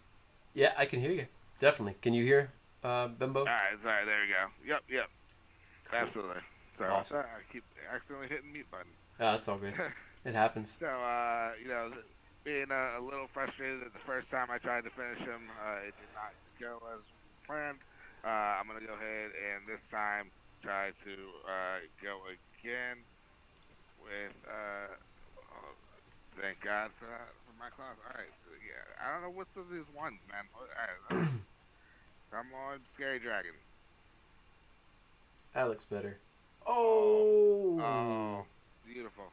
Absolutely. Beautiful. Alright, so like I said, as he, tries to scrape at me, and it just not being enough to penetrate me, I just kind of laugh a little bit. It's a great sword. It just plunge it just straight down, just pinning him into the ground, and then just laugh as I do it. Excellent. Goblin squirms briefly, trying to, obviously trying to clutch at the blade, and eventually, At the last strength second, I gives just out. gotta twist. Oh! I just gotta twist the blade, pull it out, and just wipe the blood against my other arm. And Just look around for my next victim. let's see. Again, the dust has kind of continued to clear throughout this, and so now there's, especially from the waist down, there's a haze. Some of the creatures are crouched. You can make them out a lot better, and you can see fairly well for like 60 feet or so, 60 maybe 70 feet. You can almost see you can almost see the far south of the square. You can definitely see in the dust movement of some figures fighting. some of the taller ones you can make out. There's taller ones in there, which are obviously some of your townsfolk, and then many of these smaller creatures. With my movement, the one that had the bow, am I able to grab his bow? Absolutely. Well, let's see here. Yeah, if you moving right back up to the north where you had grabbed it. I mean, Yeah. it's something you had wanted. Your character could have grabbed it then. I realized I only had a long sword and I needed something with a little bit of range. So when I decimated the one, split him in half, I just picked that up as I ran after the other one. Okay. Yeah, you just drop it on the ground, two-handed strike, snatch it back up. So yeah, you got, you pulled several, or you snatched the quiver off of its waist, and grabbed the bow. Just with strength, you just snapped the little leather thong basically that was holding the quiver on its waist, and so you charge in, you drop that to the ground, you cleave the goblin, you pin the goblin down, kill it, wipe your blade off, pick up your bow and arrow, and so now you can use the rest of your movement to move wherever else you want to. Cool. So I'm gonna try to get where I have a clear line of sight, so like right about here, I guess. Then south, you said about 60 feet. I can see. You said I can see some skirmishing. I'm assuming that's Baba. Yeah, you can't make out exactly what's going on in there. You can see him. You can see where the figures are. To shoot into that area from here, you would be at a disadvantage. But you can make out, just on the other side of one of these tents, you can see, well, yeah, I guess. You can barely make out what looks like a half-elven archer, just, south of right where Bembo's token is, or where Bond's token is.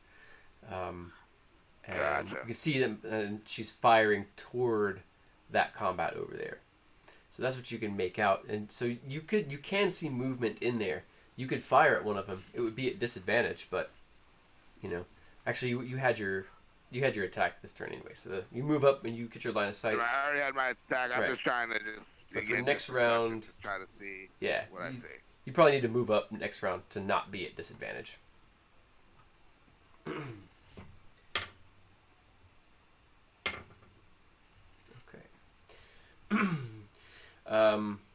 You just hear some great, deep, heaving grunts from Baba, as he's just slinging this blade, trying to clear them back.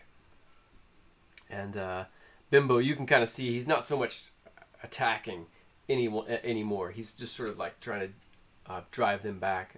Essentially fighting defensively at the moment, trying not to be hit, trying to keep them on their heels and keep them from getting close enough to reach him with their blades.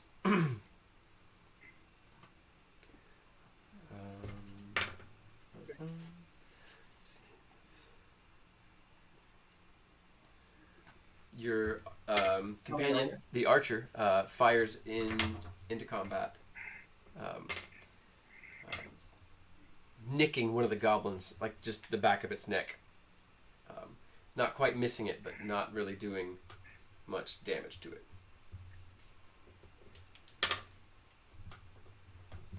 Let's see here. Top of the order is Bembo. So yeah, How many are there? Just imagine there's 5 of them. There's a semicircle around Baba. Okay, I'm gonna cast Sleep around Baba, with him centered on it. Okay. And what's your hit point total? 5d8. All right. So let's see. So yeah, the dice. Oh, the dice box. It's got a calculator for how many dice you roll.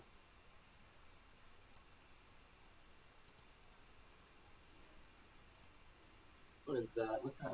27. If you look in the text chat, which is the open scroll on the top right, vertical horizontal menu, it'll show you. So it looks like 27 to me, and that's starting with the lowest hit point totals, I believe, right? Or is it the highest? Yeah, start with the one that was being attacked. Okay.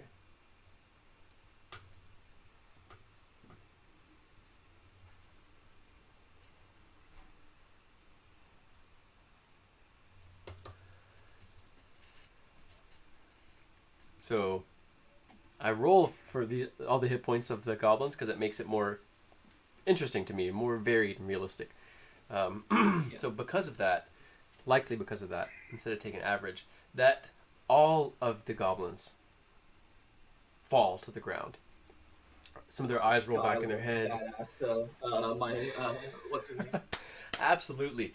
You can make a performance check if you like, or any sort of charisma check to like, you know, just and you feel free to describe it, to do it with some flair. It's not very charismatic. It's all right. But I'm gonna say something really awkward, basically, while I'm doing the attack, trying to sound cool. Yeah. And I'm gonna be like, go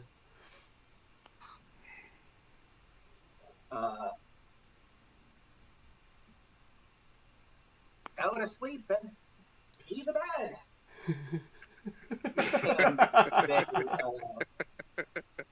And yeah, they all fall down, and I like all of a sudden realize like I said that in the heat of the moment, and I try to play it off as being cool. So I like smile and do this awkward smile also, and kind of like a crooked thumbs up at having left.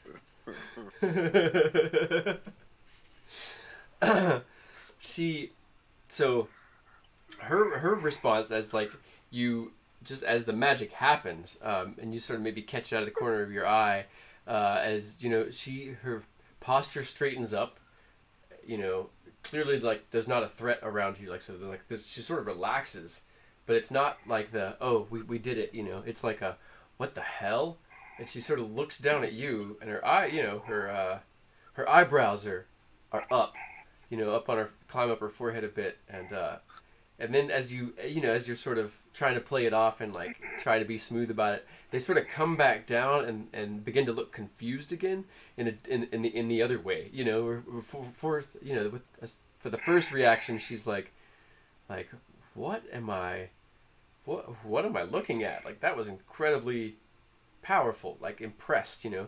And then as you sort of like continue trying to play it off and show off, it becomes like, what in the hell am I looking at? and I'm trailing off, and she's kind of got this inner dialogue going on, and like the shit that I'm saying is kind of like muted in the background slightly, what she's thinking, and it kind of sinks back into me saying, "Yeah, I didn't kill them though. They're actually just asleep, so we should maybe tie them up or kill them." Ah, good plan.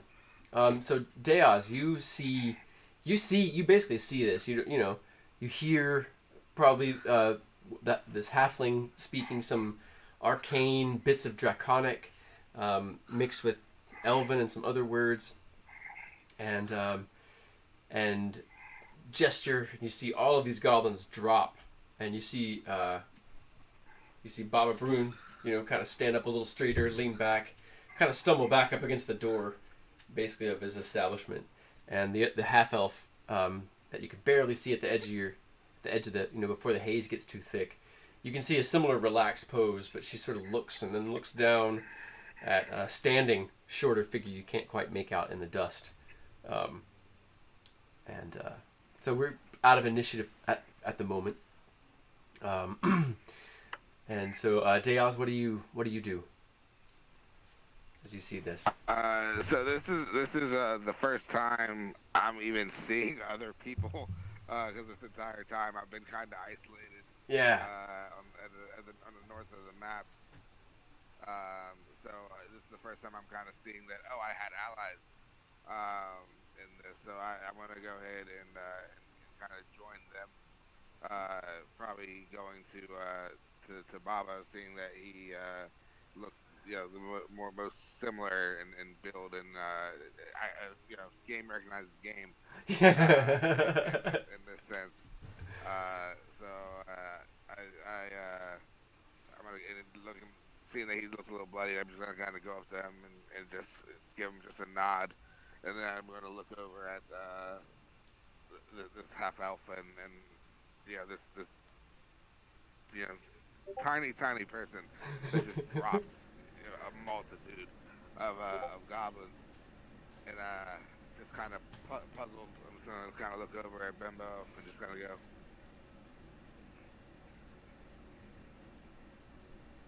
I had a little help, and I look over at Hagla. Yeah. It's just like, oh no, friend, you did that yourself. And she gestures with the top of her bow, sort of pointing over toward the goblins. And but I did help somewhat, and there are some arrows sticking out of some of the goblins, but not killing blows, none of them. They're snoring with arrows sticking out of them. It's kind of cute, actually.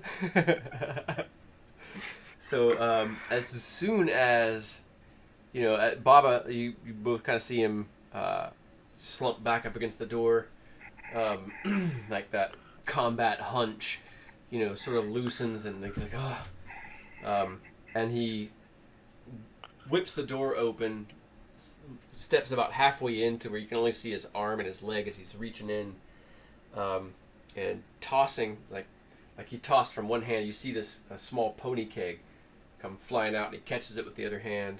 And he comes back out. And he's got these two pony kegs that are about 1.5 feet tall, maybe 13, 14 inches wide. And Unstoppers, one of them, sets it on the table next to him, pulls up a stool, sets on it. Unstoppers, the other one, takes a big long drink out of it, and then sets it back on his thigh, rests his arm on it, and just sits there and bleeds for a moment. He's like, you gotta let it run. You gotta get who knows what they put on their blades, and the half-elven woman says, Baba, I'll be right back. I have something for that. And she darts back over to her tent, and moments later comes back with a kit.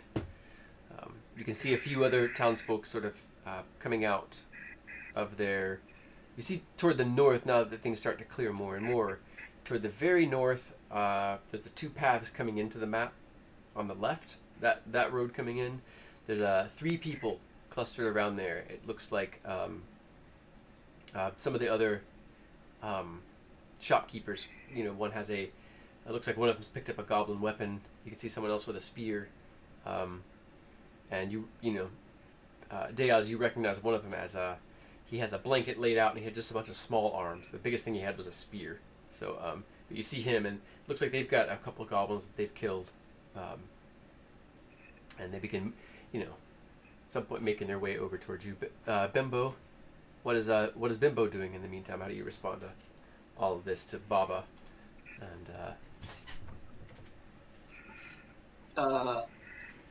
yeah, I'm probably gonna pull my water skin and roll a hit die. If this is gonna be a long enough, if this is gonna be a short rest. Absolutely, yeah. And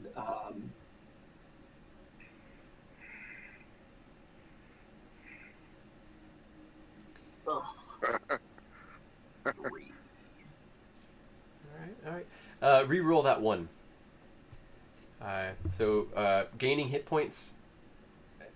In my games, I always reroll 1s. So if you're rolling hit points when you gain a level, reroll 1s. If you're getting healed, reroll 1s. If you're using a hit die, reroll 1s. Because man, nothing sucks worse than rolling a 1 for hit points. It's the worst. oh yeah. It's awful. I would rather miss my attack rolls all night than ever roll a 1 for hit points. It's like, I'm also oh, going so to defeating. check to make sure that Hagaleth is, like, if she got hurt, if there's anything she needs, like a bandage or something. She's got some scrapes and bruises, but nothing that you don't even. There's not even a scrapes deep enough for blood to dribble out of it. Just they're red with blood. They're just barely skin deep. But she notices you checking on her, and she says something about it. She says, I see you checking to. I see you looking to heal the healer. It's much obliged. And she's, kind of stepping over to Baba at this point and trying to wipe off some of the blood. Finally she tears off a tatter of his own pants, and just like off from like the from the knee down, just rips, like, cuts the whole thing off and starts using that to clean him up. And he gives her a look, like his brows come down and one of his eyebrows comes up, and he just kind of grunts and nods and picks up. He's got big hands. He's grabbing the keg by the top of it and just sort of drinking out of the bunghole. That's what it's called. And anyone that comes near, he points to he's like, it's been a hard afternoon, friends. Have a sip. A hard afternoon indeed. I'm gonna go ahead and grab one of the mini kegs as well. Say, don't mind if I do, and kind of pull up a chair next to him. Yeah, there's several there's a bench and several like stools outside. Like a small, I don't know, bistro table. It's like a small, it's like 3 foot diameter surface. It's, you know, chest height almost. So when you sit up on a stool, you're higher up, whatever. Yeah, you take a swig of this stuff, and it's really sweet, but not cloying. Like, there's some spices in it. It's like a sweet mead that has some sort of flower, like lavender or maybe rose or something. And then it's got something else. It's got a hint of something like spicy, like you don't know if it's cinnamon or something like that, but it's like I don't know, almost like maybe a winter. No, it's definitely more like a spring mead with the flowers and stuff in it. But it's also very, very, very strong, like stronger than it should be for mead. You don't know what the hell he does to brew it, but or like spice wine. Yeah. But to have that sweet with the you can it doesn't necessarily completely cover up how strong it is. You can taste how strong it is. It's not like whiskey level or anything, but just for mead, And if anybody polishes it off, he pulls out another one. If it's quick or if it's over the next few minutes or what have you. Some of the townsfolk, as they kind of come south, you hear they're asking Baba, and they're sort of just begin talking to Baba and Halgareth about what's going to happen next. And somebody's like, oh, we should sort of shore up the square and have some defenses.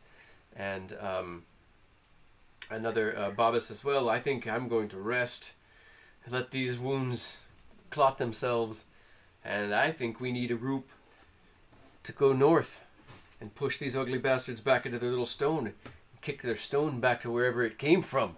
And he sort of laughs, and he slaps Deyoz with the back of his hand, slaps you on the shoulder. He's like, ah! And tilts up his drink. But this is where I think this is where we're going to have to pause for the night. Coming up on the time, and I'd like to do a little bit of, not recap, a wrap up, and then, yeah. So yeah, if you guys, if you could, there's a really short like survey. It's like a questionnaire, 10 questions about ARealm, about this app. And so any information you had, Bembo, you were talking about why your computer wouldn't connect to it or whatever. Like, if you think that's useful information for the devs, like, feel free to share that with them. Any insight. And one of the questions is like, what would you like to see added to this? Would you recommend it? And just feel free to be as brutally honest as you want, or as brief as you want. There's no requirement to take an hour to answer it unless you want to, unless you really like the app and you really want to. But the more information you give them, the more it'll help them out anyway. But I understand. So yeah, as far as the session though, I like to do a wrap up. My wrap up session partially involves like checking in to see how everybody's experience was, and see like basically pros or cons. Like, is there anything that stood out, good or bad, that you liked, didn't like, want to see more of, want to see less of? So Deyoz, do you have any feedback or anything that comes to mind that you want to share? No, this is my first experience with this particular application. Yeah. But I can definitely see the potential in it. I mean, it's like you said, I'm loving rocking this whole dragon. Yeah. I kind of wish the mouse moved when my mouse moved. Yeah. I think that'd be really really cool. Maybe if I could throw some effects for like when I do my breath attack, if I could also have that look like a thing, Oh that would be yeah, pretty dope. dude. Um, Put that in the suggestions. that'd be That'd be awesome. I'm still listening though. Not to yeah, interrupt. Sorry. freaking be yeah, no, I was like that would be amazing. But no, like I said, I mean, my only experience really has been with kind of one-offs quick plays, mainly because of my work schedule and everything. Yeah. But I thought this was very well run. I know you say you don't do a lot of one-offs, but I thought pacing, difficulty of battle was really really well done. Awesome. Yeah, I don't. I kind of went with something a little bit different, mainly because I wanted to see if it could actually make me a dragon. But it felt pretty badass. Awesome. Cool, man. Yeah, that's awesome. You got to use that breath weapon the way you did. That really came together. Yeah, that was really nice. What about you, Bon? Bembo, anything stick out for you? App-wise, session-wise, anything? Story-wise, I love the premise. It's immediately got me wondering what's going on. Goblins aren't really the kind to be able to make something able to do that. So who's using the goblins? It's implying a lot of stuff just subtly, and I like it. It's a lot of fun. Awesome. So it gives me things that I see that I can investigate in the story instead of just railroad questing kind of stuff. Yeah. Awesome. Thanks a lot. That's really good feedback. I appreciate that from both of you guys.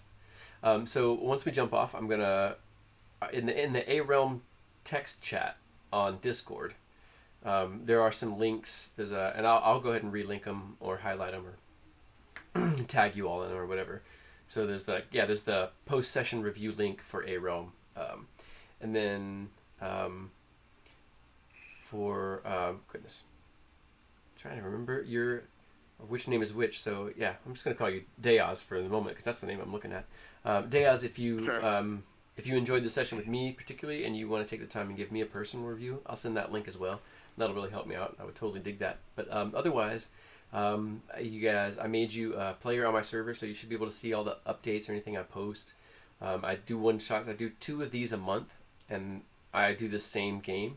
So if, especially if the 2 of you are able to get back together, or if you are interested, we can continue the scenario playing like potentially every 2 weeks on Wednesday.